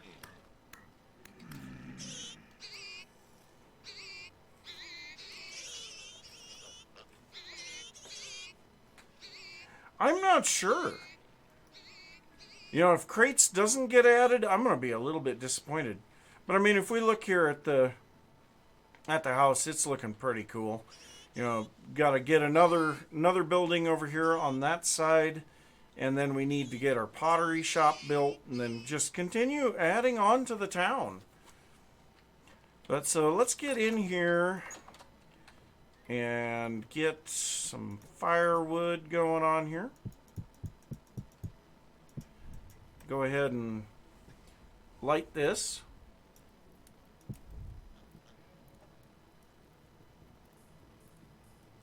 Yeah. So, oh, and I think this is kind of cool too. Get some raw clay things and you can put them together and then, you know, it's like a set of tools. I think that's pretty cool. But yeah, we definitely need vegetable. Really, really bad. So we have some vegetable pies here that are part baked. Oh, that's what you're saying. Vanilla crates. Oh. But what's going to happen to all of my other crates then? I know the double chests. Oh, they're going to be called trunks. Do they have a different model then? Do the trunks have a different model? Because I think that would be kind of cool. But we're going to see what this does to the spoil timer on that, because it was fresh for 4 days. And we're gonna bake it here to where it's fully baked and see if it resets it.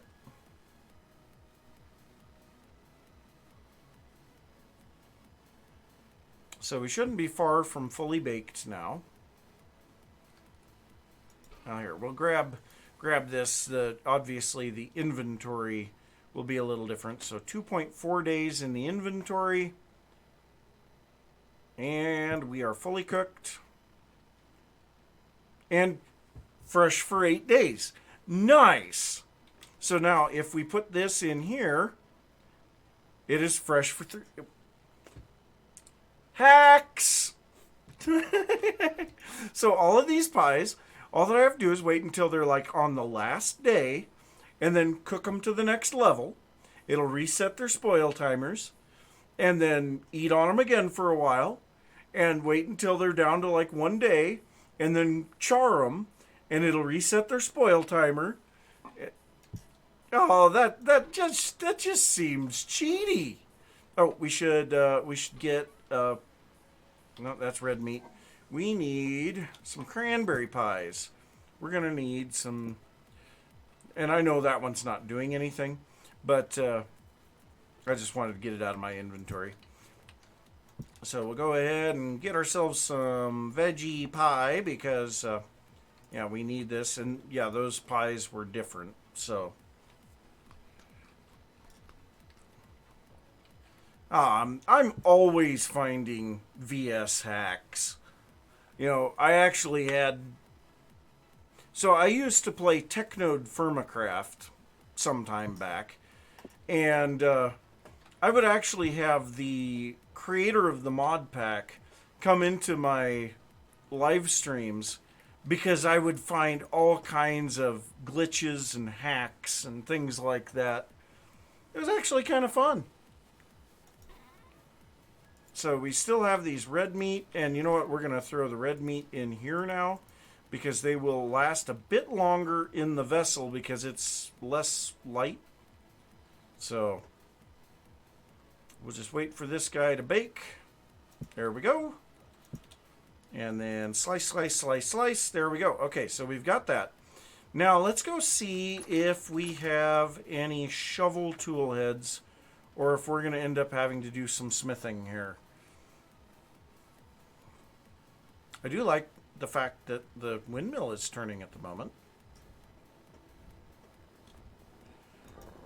Oh. No, no, no. We do not have any shovel heads.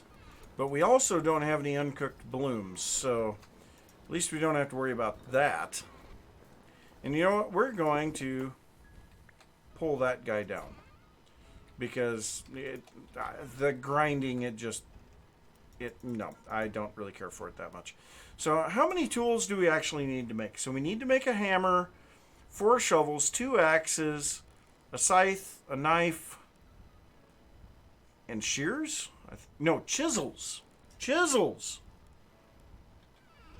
And a saw blade. So, yeah, we're gonna need to smith a little bit of stuff here.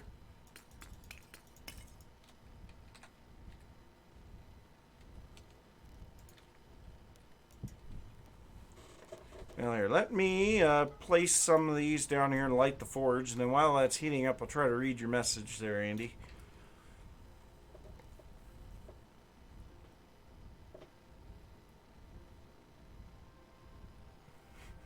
So the only thing that I can say on finding TLs is just pop into every single cave that you see. You know, I have this one TL right here, right next to the base, and I actually have another one right here. So the way that I found that, I was hearing a lot of drifters around the area, so I was trying to find a cave, and I found it, and as I was doing stuff, I had one of these ponds cave in, and that opened into another cave, and it was just a little narrow slit in the ground that led me right to this translocator. And then this one here, I was actually digging, trying to chase an ore vein, and broke into a cave, and translocator. They really are common. I mean, you can see how close these two are together. So, I mean, they really are common.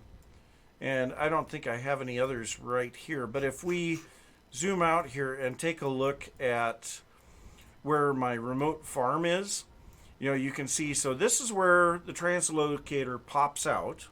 And then there's one that I found right here, and one that I found right here. And I have explored that one. I don't remember where that one goes. Oh, I remember where it goes. It goes over here. I think that's this one. And then I think that's it. But you can see how dense those are. That's actually pretty close together. And then you look at the beautiful area where the farming is being done. I am really looking forward to that being complete. Okay, we have hot iron. Let's go ahead and get to smithing. Oh no, hammer. Yep. You know what? We're just gonna make a hammer. Because I don't feel like going down and getting one. So, iron anvil. We'll start with the hammerheads since we need hammerheads. Alright, so doop-a-doo.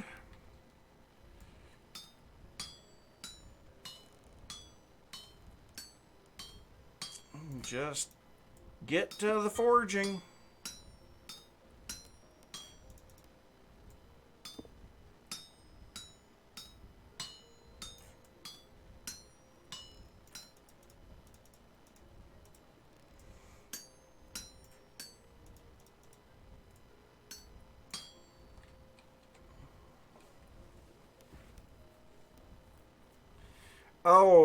So actually I can give a little bit of a suggestion on the iron ore. So here, let me just set that for a second. So if we look out here, so the way that I found iron, the first iron that I found, was I was just pro picking everywhere with density search on. And I was getting very low amounts of hematite. And so what I did is, as I was getting the hematite, I was recording it. When I explored, I started getting better and better and better, and then it started getting worse again. So then I started a tunnel and just started going, and it went from 1.6, so I had 1.7 here, which makes me think there's going to be more up in this area. But so I had 1.7 here, but I went where the 1.6 was, and then I found 2.6, 3.3, 3.8, 4.5, 5.7, 6.7, and then I found rich hematite, medium hematite, and then over here I was doing some caving and I found medium, medium, medium, and poor. And so that would be the way that I would suggest you do it. It's also the way that I find some other things. Right here is one of them. So I was actually looking for copper in this area because we have very high chances of copper in the 25s. So I was recording copper, and that's an area of high copper. Oh, the Pro Pick is a great tool option. The other thing that I use the Pro Pick for down here, the Pro Pick will pick up halite in density search. Okay, so you can see where halite is with density search, but it does not show up in the node search. But what does show up in the node search is sylvite, and sylvite only spawns in halite. So if you find sylvite, you've found halite somewhere nearby. So yeah, the Pro Pick is a tremendous tool. Learn how to use it well, and you can find everything that you could ever want. And I'm going to quickly reheat those guys. Nope.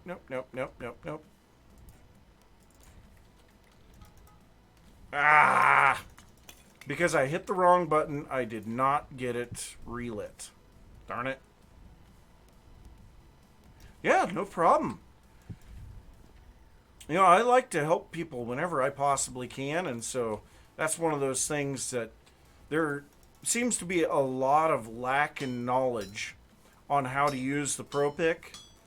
And so I've tried to explain it in a video before, and I don't know if I quite got the point across, but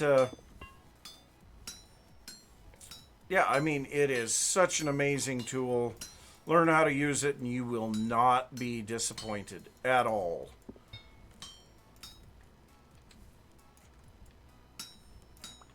Alright, so there we've got 2 iron tool head or hammer heads. So now we need shovels. Thankfully, shovels are pretty easy to make, and we need to eat. Yep, nope. We're trying to get that vegetable back up, so let's go ahead and eat that vegetable and see how are we doing now. Yep, we're definitely improving. So let's go ahead and get this back to where we want it, and doop, doop, doop, doop, doop.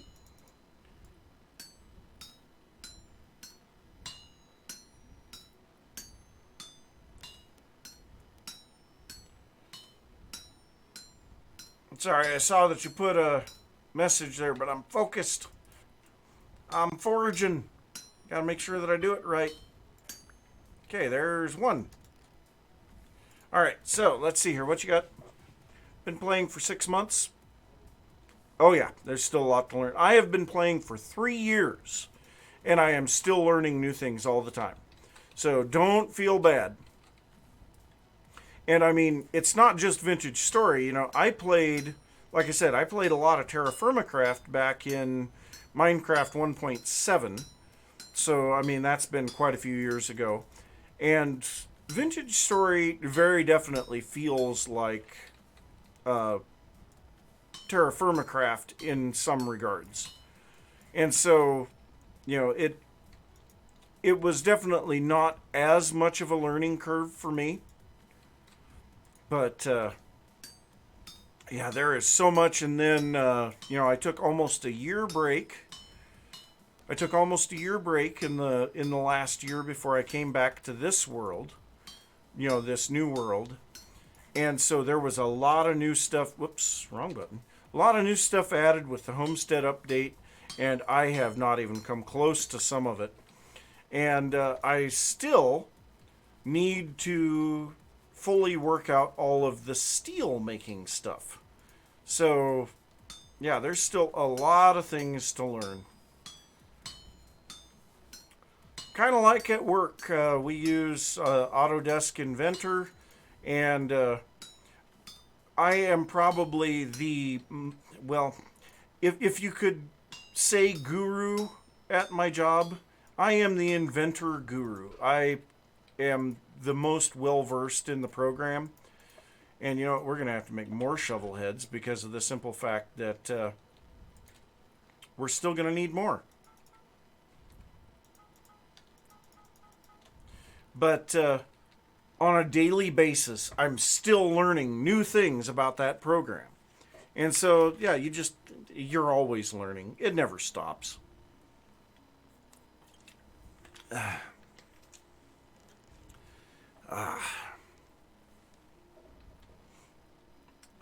Alright, so we'll make one more shovel head so that we have an extra one to take with us.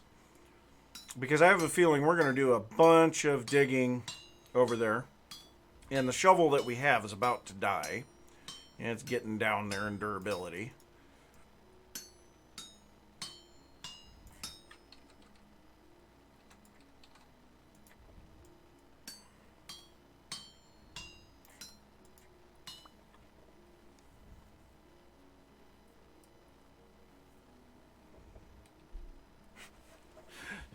Well, let me put it this way. Minecraft definitely has a lot more variety of blocks to work with. More textures, more vibrant colors.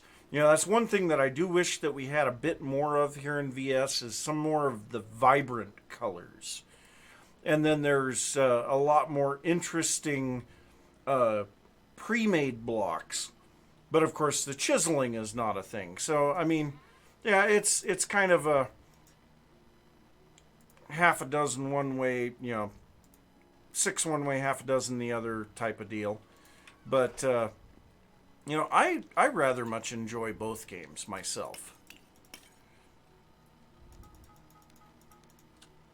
So, I mean, I don't really have anything bad to say about Minecraft. It's just a totally different feel of game. I mean, that's just the way that it is. Okay, so I know we needed at least one axe head. And this is the one that I don't really like having to make.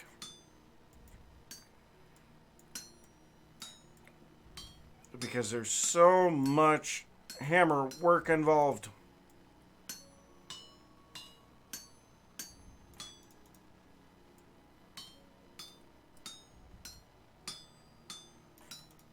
Whoops.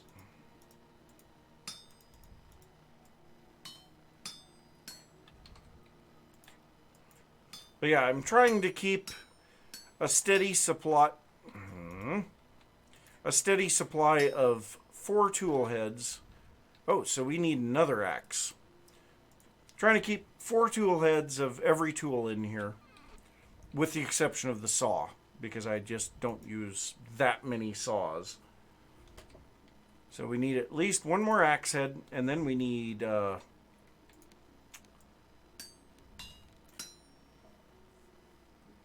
I should have. No, I think I did that right.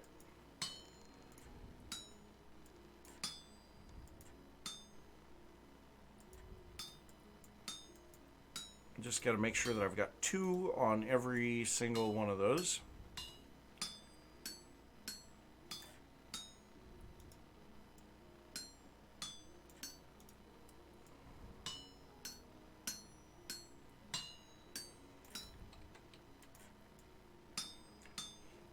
I will definitely say that when it comes to the difficult gameplay, yeah, Minecraft is definitely lacking on that.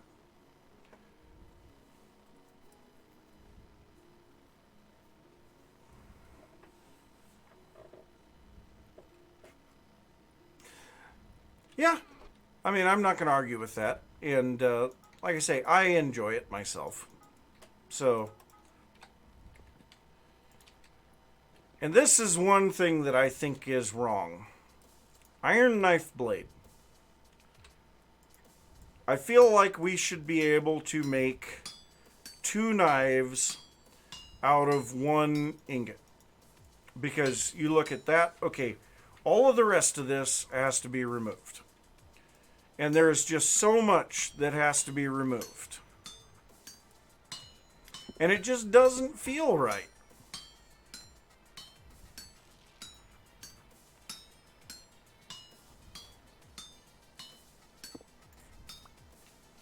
But there's the knife blade. So then we need a scythe. And grab 1 more ingot, throw it in there so that we can get that last little bit of heating off of it. And then we'll make 4 chisels.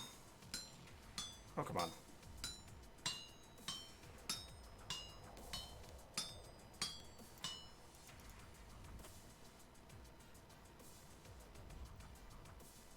Yeah, that would be another thing that would be pretty cool, is if we could.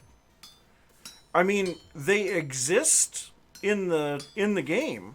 If we head over to the handbook and let's search, what is it, bits, I think?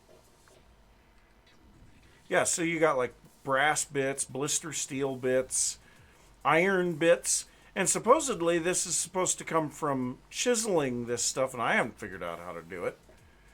But each one of them is 5 units of iron.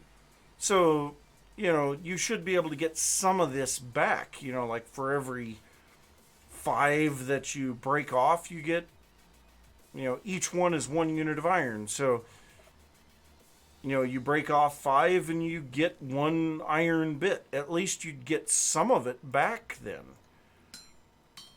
I feel like that's the way that it should be.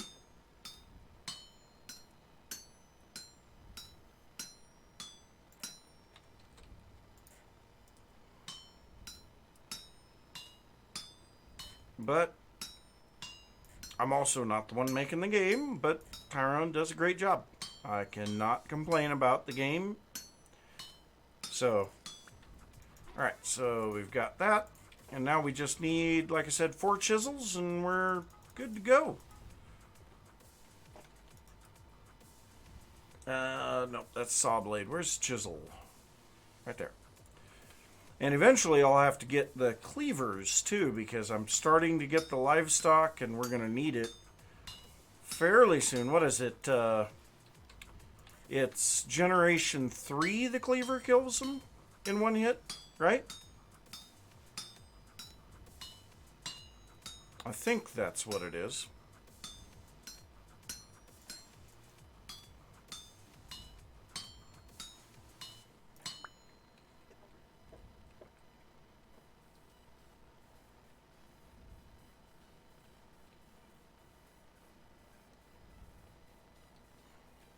Well, I mean, one thing that I would almost rather not have the bits put in favor of being able to make a hardened steel drop forge that could form these parts in late game.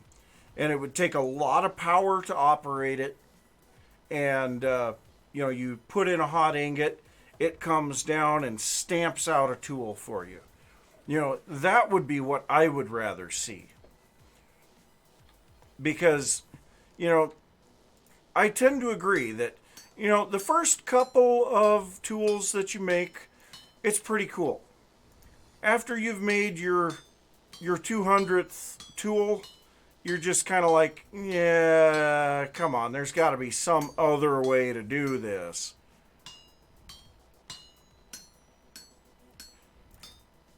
And so then if he wanted to make it a bit more realistic, he could also have it be that you have to, after you have taken your steel and forged it into the tool die, then you have to heat it to a specific temperature range and then quench it in water.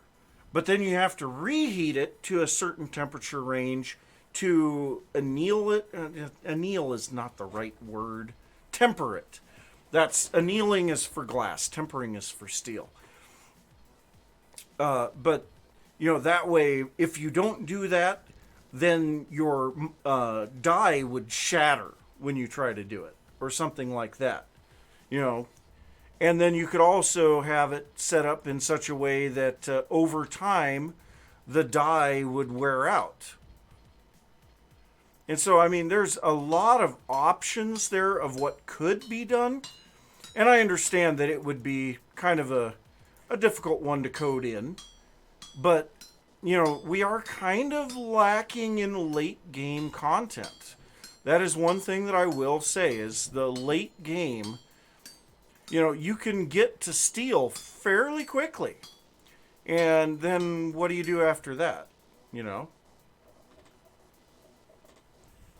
Oh, no. I definitely am in my calling, which is a design engineer for mechanical things. That's my calling. I just made a saw blade. I just made a saw blade. That was not what I wanted to make. Well, it doesn't hurt to have an extra saw blade and one less chisel.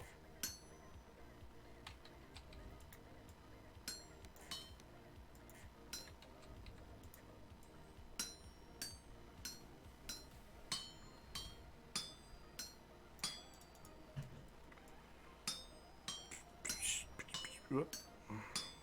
Too many.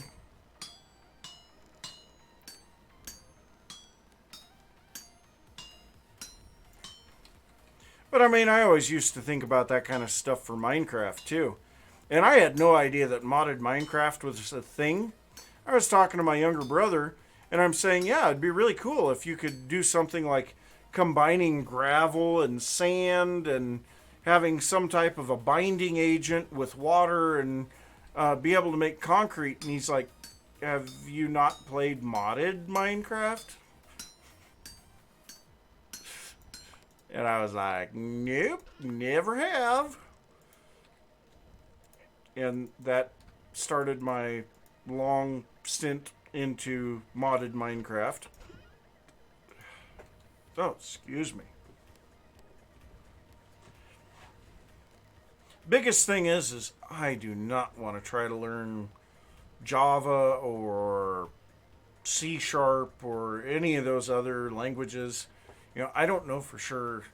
I know the game is programmed in C Sharp, but I want to say that people have been saying that the mods are made in Java, which to me seems like a horrible, horrible combination. But, I mean, yeah. And I'm going to throw this extra hammer in here. I have a hammer down in the house.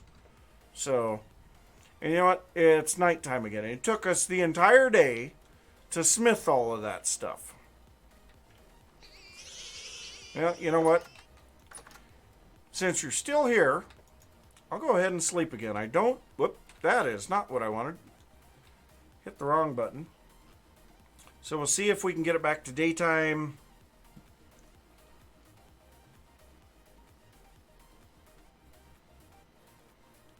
And there we go. Daytime.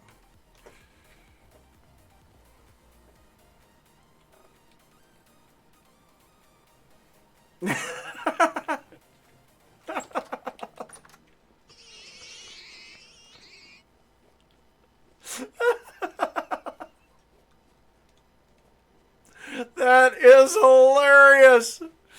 Oh, thank you. I needed that really, really bad.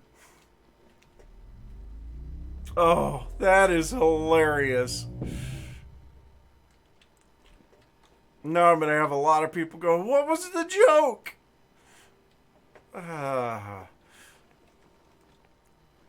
yeah, let's go ahead and see what this area looks like now in daylight, because that's going to really change what we're thinking to do over here. This is one thing that I do think the game needs, and it would be very easy for him to implement, is the stone path variants. I just feel like that is something that should be done. So there's the mill in the distance. I think that looks absolutely amazing. But so we have a couple of hills here. So we could, that was the thing that I was kind of thinking we could do, would be to kind of build this hill up, connect it over here, and then maybe connect it over to here. And then we could still have a small area for another farm over here. And wow, my game is chopping right now. But let's kind of look at it from another angle and kind of look at our bee area during the daylight here, because I think that's kind of cool. So how are you guys doing? We'll swarm in less than a day. Nice.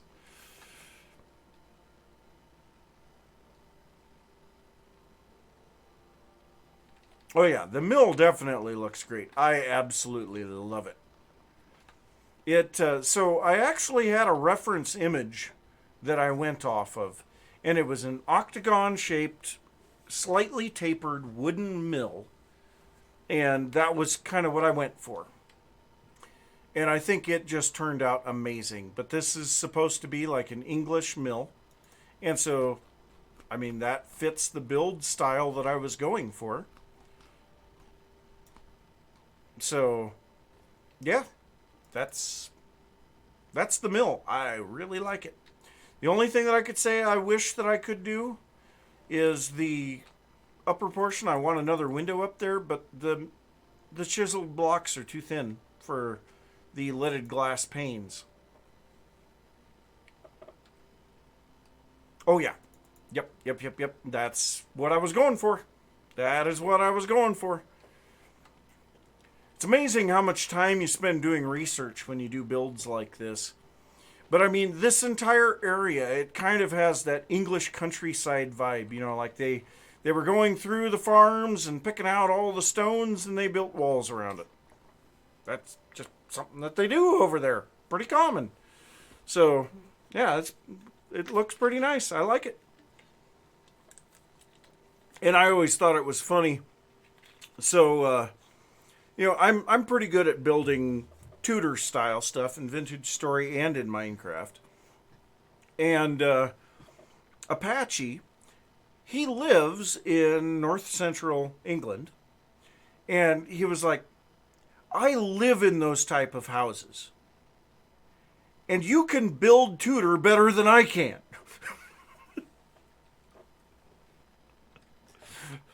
That was quite the compliment to me. You know, that I was hitting exactly the style that I was trying to hit. So I got to think about what I'm doing here. Oh, I left all of the dirt back there. So let's work on the path for a little bit. As long as we're over here, let's work on the path for a little bit. So what I'm thinking is I bring the path up here, and then, oh, that actually would work pretty good. So I bring it gently down here, kind of follow through here, and man, I'm chopping. And then, like over here, and then merge in right next to the bridge. I think that would be good. So if I do that, if I take the path through there, do we want to try to make, or do we just make one hill right there, or do we level those hills down and make it more of a gentle area like the rest of this? I feel like if we don't have a few more hills like those here with the little exposed cliffs, this one kind of feels out of place. You know, we need a few of those every once in a while. Would you tend to agree with that? Even though that just looks amazing. I really like the way that looks. But I would definitely say we need to bring this down toward the pond here. And I think I'm going to dig this stuff. Whoop, that's a bit too much. Well, whatever. So I think I'm going to dig these back just a little, make this a little bit narrower right here where the path is. Like maybe they dug it down just a little by hand.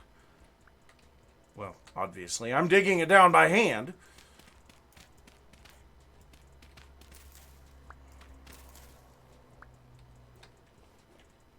So maybe we take those two hills and make them a little bit of a cliff, have it gentle on this side towards the farms, and then the cliff on the hillside, because that's what we're going to see more frequently is the hill, or on the hillside, on the path side. And then it would also stand to reason that they scoured the dirt away, trying to kind of level the ground a little for the path, and they exposed the rock, and that makes more sense too.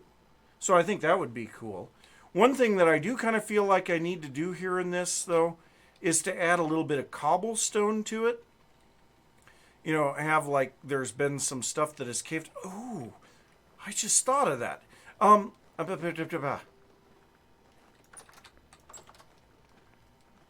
Let me pop down here real quick. We have, nope. I don't want to pop down there. I want to go over. I love the little vineyard. I want to go over here, and we have a cave entrance here. And so I'm just going to pop in here and grab a little bit of sandstone.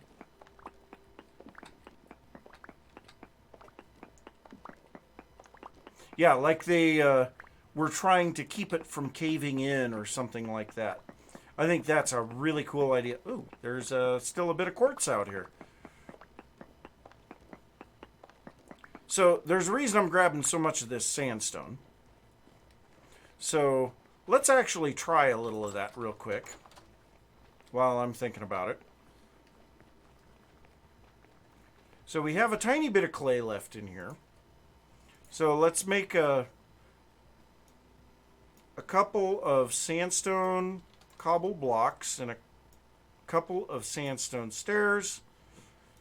And then, oh no, that's not right. It's like that for the slabs. So we'll grab a few of those, and then we'll keep some stones as well. So what I'm going to do, I am going to just come over here. I guess if it doesn't look good, we're going to end up quarrying some sandstone.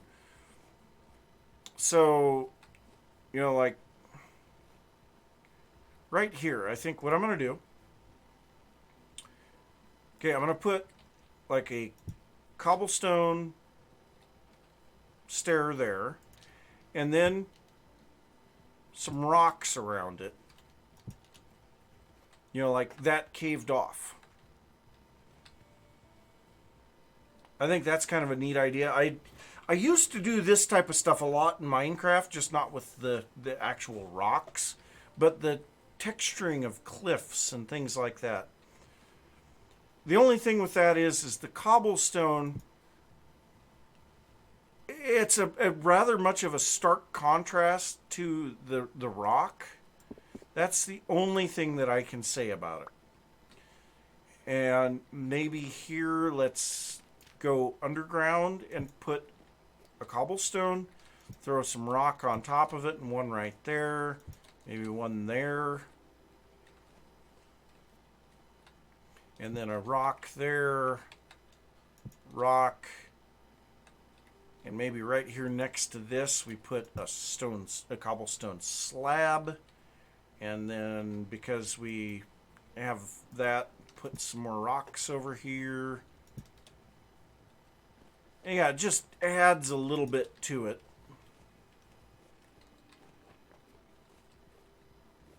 I think that helps a little bit. It's a subtle change, but it definitely helps. Little things like that. I like those little details that people may never see, but I know they're there, and it just makes the world so much more interesting. And you just catch little glimpses of it every once in a while as you go by. Yeah, I think it's a great little addition. I honestly do. Okay, so what I was doing here, I was kind of trying to get this to pull back in a little bit. So I'm going to take this back just a touch more. Then we will grab our slabs. And I'm actually going to go 2 slabs rather than just one. And then path. And because of that, yeah, we'll put another regular path right there. That doesn't feel right. That does not feel right. Let's put another slab right there. I think that feels better. Little bit. And now this doesn't feel right. Darn it. Well, good thing you can change what you've done. And so then this one needs to go back to dirt. There we go. Looking better. Okay, so then if we take this out here, let's go ahead and bring this way. You know what, let's take this back a little again.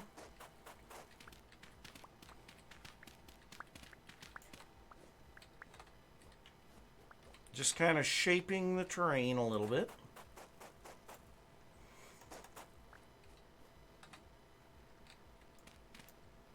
And so then it doesn't feel quite as abrupt down here. And that's kind of what I was going for.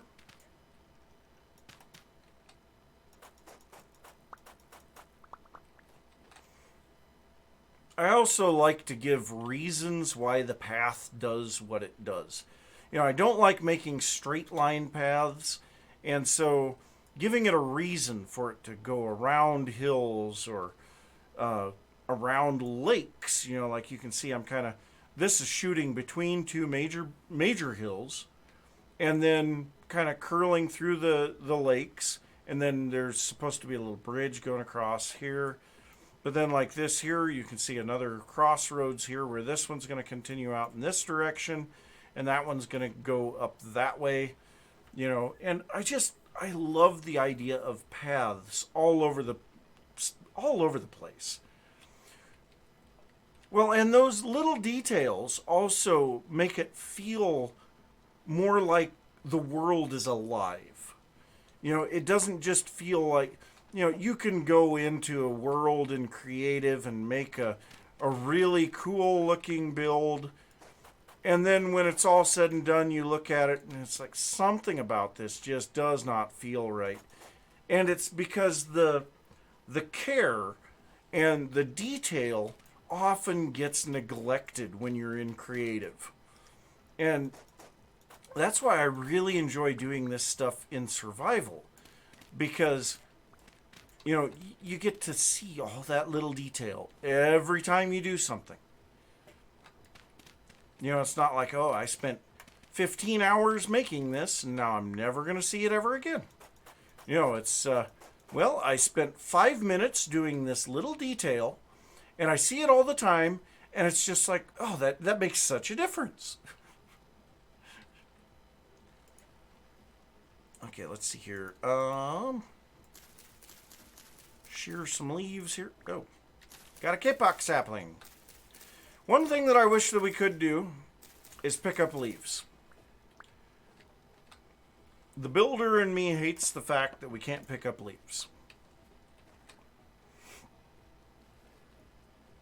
Yeah, and that's a cool idea. And like here outside of the so this was a ruin here, obviously, and I'm actually going to fix it into the farmhouse.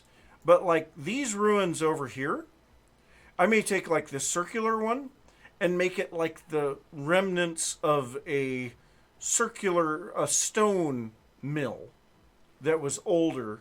And then there's these other ruins here, and I may kind of work with them a little and make it look more interesting. I think that's a really cool little thing to do. So yeah, ruins every once in a while.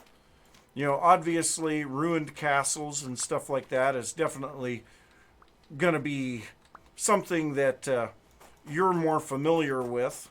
Now, granted, I mean, there's not a huge number of ruined castles in England, but there's a few. There's obviously 0 ruined castles where I live.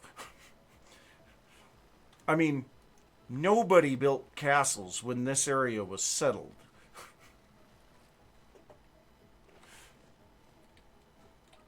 But that's what I'm talking about. I like to have those little details that just add a little bit of something extra. And like also, if we look at where that round ruin is, I believe it's on a hill.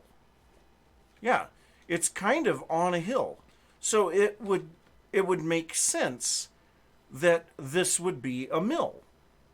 It just makes sense.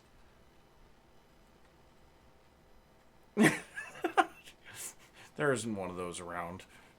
But I did think it was kind of funny. I started digging down here. No indication of it on the surface. But I started digging down here, and immediately I hit swavite. And I'm like, really? So, and that could be the reason this is ruined.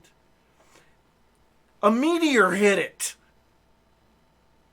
Oh, I love it. I love it.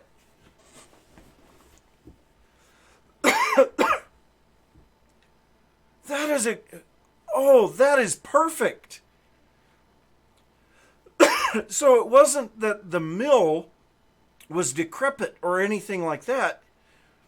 It was up and running, and there were buildings around it, and a meteor hit the mill, destroyed the mill, and the debris that showered off of it destroyed the surrounding buildings.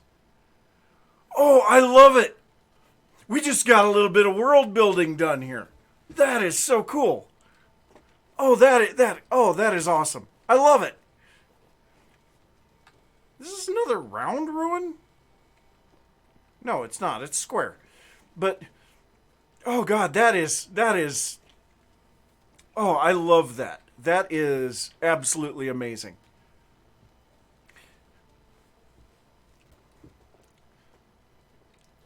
Yep, exactly.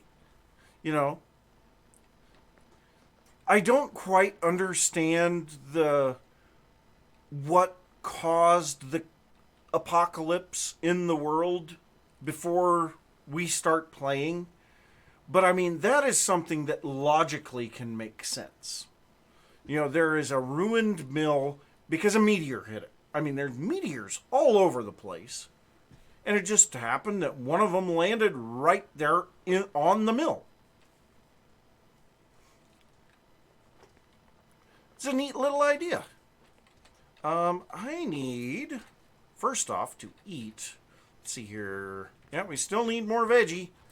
So let's get more veggie. Then I need to go and grab my scythe. And this definitely would make sense that there would be an exposed cliff here, because there's also this big lake here. So, you know, they needed to get the path through here.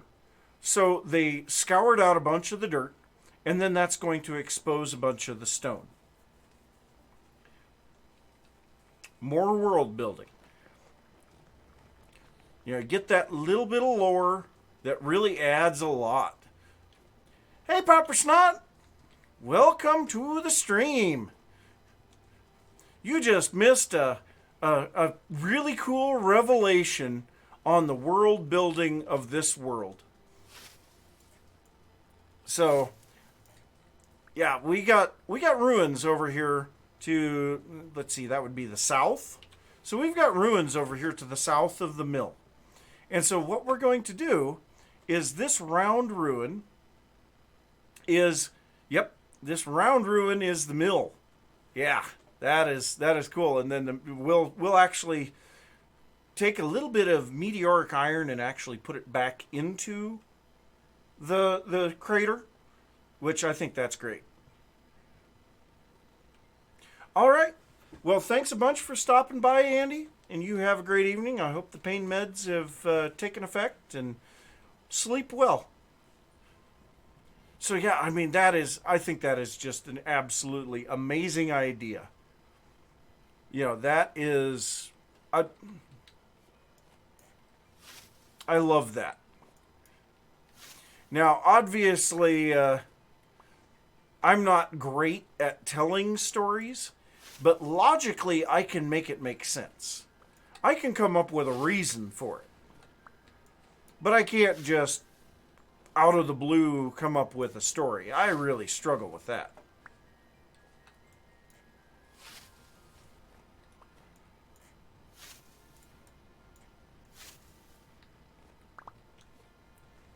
So I need to remove a whole bunch more of this grass.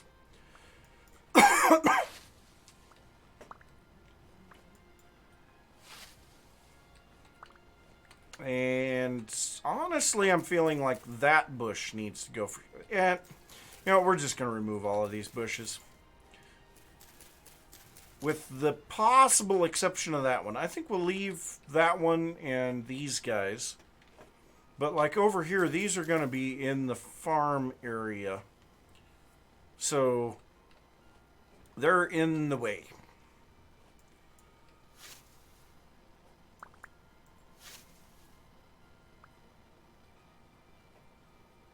And what is that, Popper Snot? I would love to hear something for ore prospecting, because that's always something that is a pain.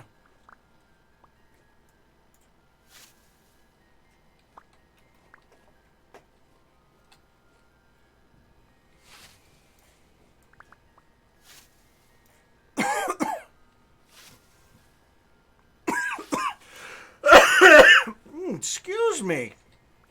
Oh. I think I got a bit too excited there. I was really excited about the meteor thing.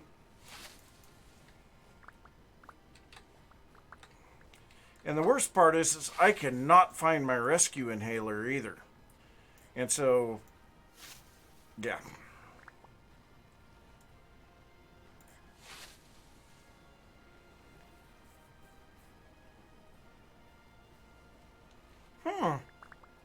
Weird.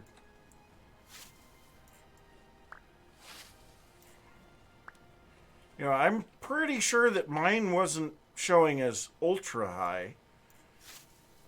And I found 6.7. So I don't know. I mean, I'm not going to say you're wrong, because I have no clue. And obviously, it's your world. You would know. But, yeah, I mean, I don't remember seeing ultra high. But maybe I did. I don't know.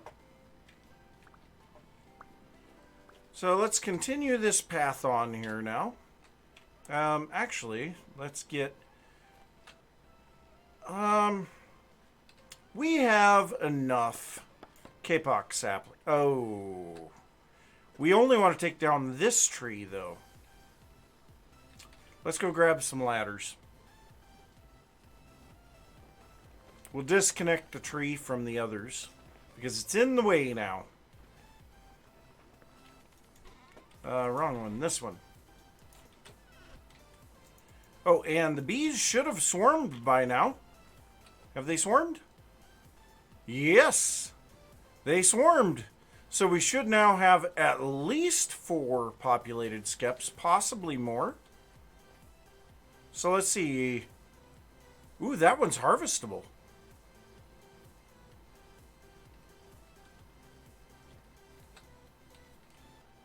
So apparently there's nowhere for them to swarm to in that one. That one's harvestable. Oh, geez, we're getting quite a few bees around here now. And we've got a couple of them that are harvestable. So should we harvest them? We've got our straw dummies out here. I think we should. And you know what? To add a little bit more visual interest here, let's put a vine.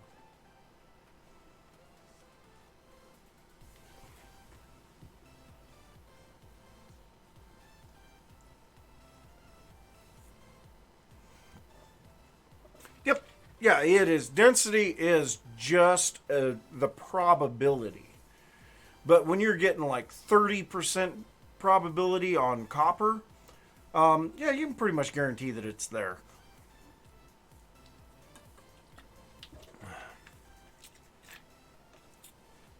Oh, yeah. I've been doing a lot. But, I mean, a good portion of this was done tonight.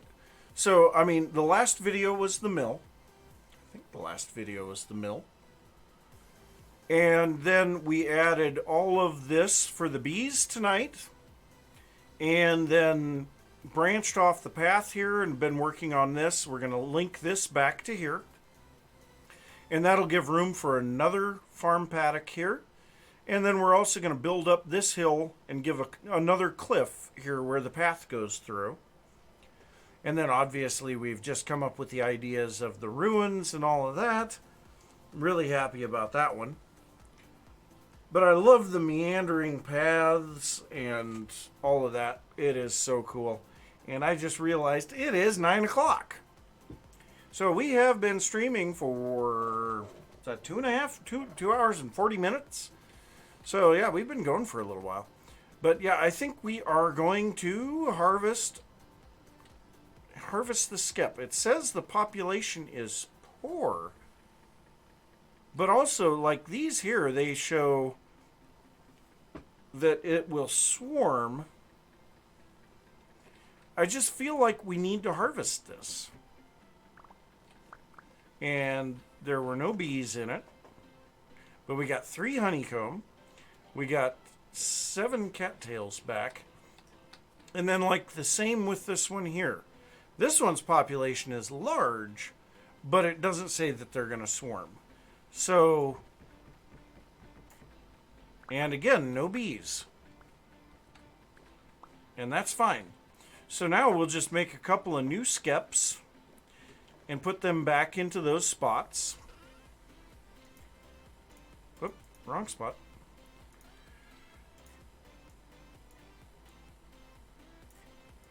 And we're definitely going to have to get some more clay out here.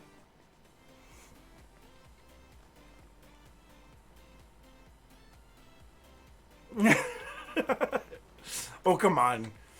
You love your wife and kid. Admit it. I love my kids very much so. Would not trade them for anything. My oldest is 18, and she keeps saying, I'm going to move out. And I'm like, you know how difficult that's going to be, right? You might as well stay here for a while and get everything straightened out. But, yeah.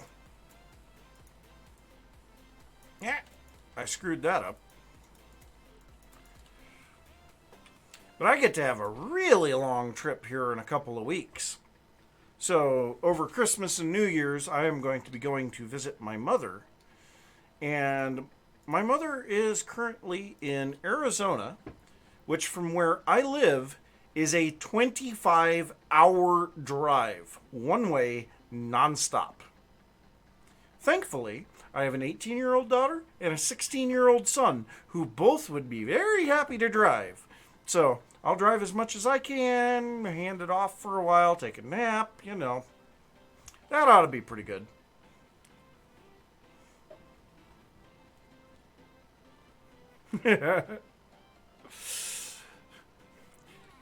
Well, don't say that too loud. They might take offense. You never know. Okay, so we need to go over here and prune the leaves off of this tree so that we can cut the tree down because it is in the way. Oh, and that one might... Well, no. We'll prune this one out, and this one here we'll just miss it. We'll go through right here. So this guy's in the way. That little bush is in the way. And so we'll come up through here and connect into the path. And maybe we'll go this way on the other and connect back that way too.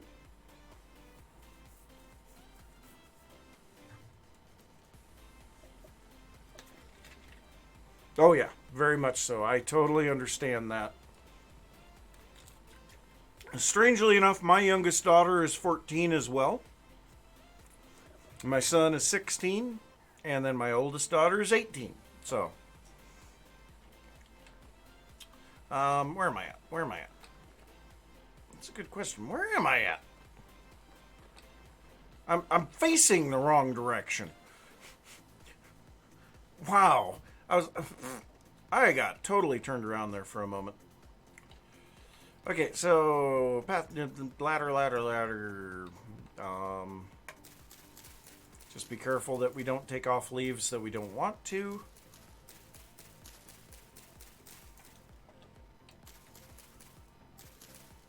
Just make sure that these are not connected in any way, shape, or form back to the main trees that we're keeping.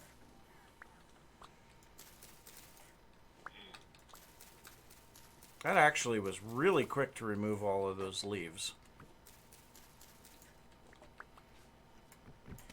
Grab all our ladders, grab all the logs. And there we go. So now without damaging the trees that are going to be left, we made room for the path. Very nice. And we got some more kapok seeds.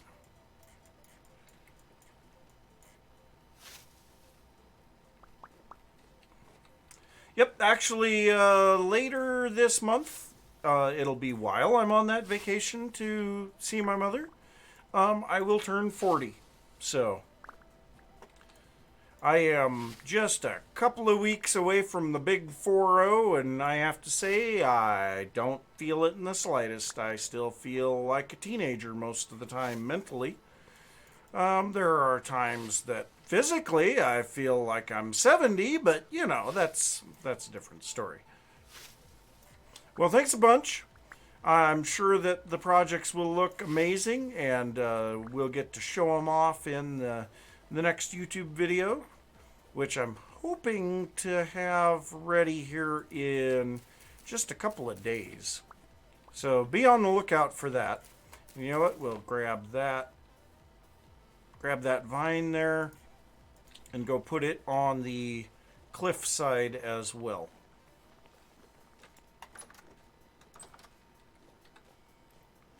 And I feel like we'll just extend that one down. I feel like that's the... Oh, big lag spike. I feel like that's the way to do that one, is just extend it down. If I find... So what you're saying is you're just a little over 50. Okay, gotcha. And there's absolutely nothing wrong with that. Okay, so what do we need to eat next? Still the veggie. Oh, wrong button. I keep pressing E to open that. So I think I'm going to just finish it off with a cranberry pie. Oh. Why did that do so little? I'm confused. So actually, one of my coworkers just turned 50 this year, and the thing is he has a 3-year-old daughter, and the question was posed to him earlier today, because he also has a 21-year-old daughter, but the question was posed to him today if it was planned, and he's like, no, it was kind of an oops. But, you know, it's just, I'm sure he would not trade that beautiful little girl for anything. So.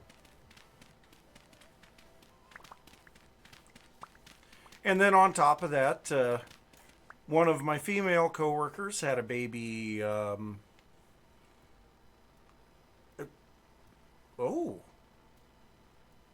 It's almost, he's about to turn 1. Yeah, it's just a couple of days from his first birthday. And then my boss, his wife, had a baby right about a year ago. And now one of my other female coworkers is pregnant as well, and she's due in a couple of months. And so I'm feeling left out. You know, all these other people, they're having babies, and my kids are at the age where they could start having babies. But, yeah.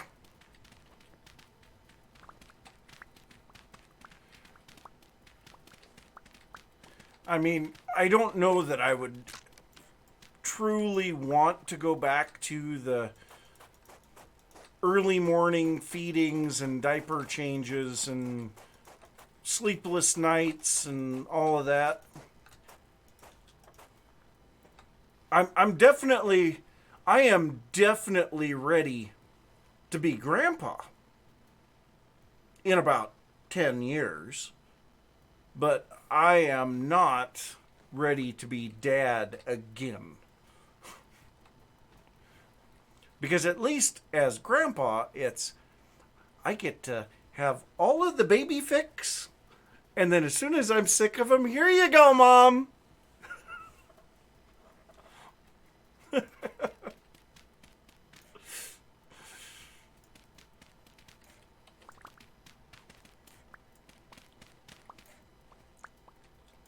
I know that might be kind of selfish, but at the same time, it's true.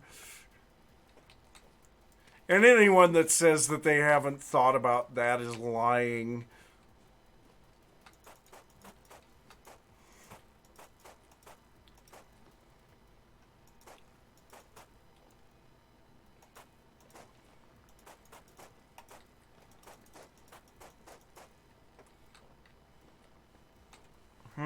Let's see here.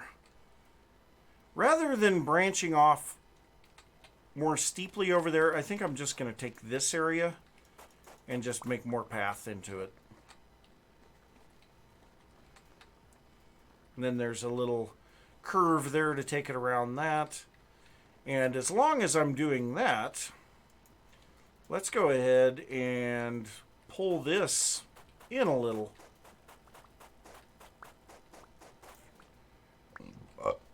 Excuse me. And maybe not quite that far. Let's give it just a couple of those back.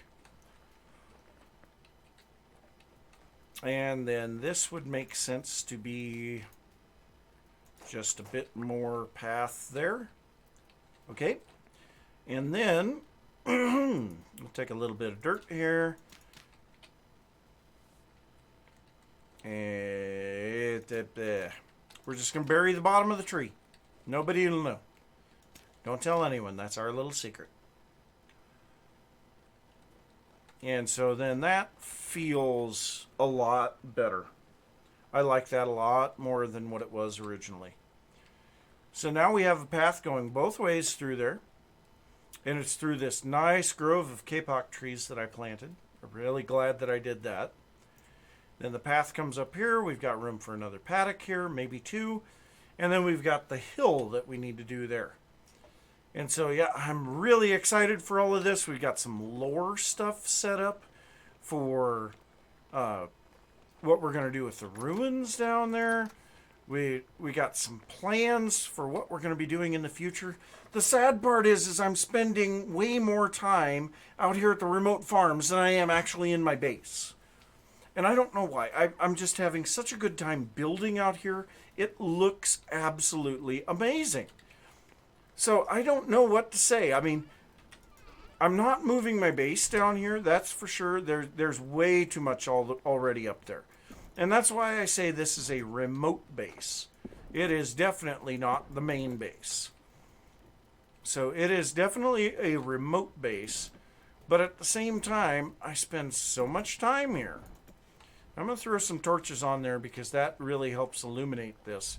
And I think it looks really cool. And so once we start getting enough bees to make lanterns, think about that being illuminated all the time.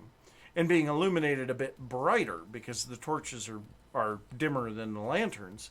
And then also having the paths every once in a while, having a lantern on them. We'll be adding another, the farmhouse there. I'm just really enjoying this area. It is so cool. I love it. I just absolutely love this area. It's turning out so beautiful. But I do think I'm probably going to have to call it quits. We're coming up on 3 hours here, and I got work tomorrow. So unfortunately, I'm going to have to call it quits. So what I'm going to do, I'm just going to pop in here where I know that I'm safe, because nothing can spawn in here. And wow, those cassava are growing really slow. But we're going to go see if we can find somebody to raid. So let's see who is available here. So, just takes a little while for me to get everything going here. Because I did not have the proper window up here. So it looks like we've got Crafty Handy playing Vintage Story. I think we rated him or her. I can't remember, but we rated him a couple of days ago or maybe last week. Let's just see what we've got for Vintage Story. If anybody else is playing, looks like we've got Load Claw. And then me and Crafty Handy. Now, I will say, so Load Claw looks like he's got more viewers than Crafty Handy. So I almost feel like we should go over there. So, yeah, I think we're going to go over to Crafty K Handy. Sorry, Crafty K Handy. So, yeah, we're going to head over there and be sure that you let him know, or her, whatever it is, that I sent you guys over there. But yeah, have a good evening, and I'll see you guys next time.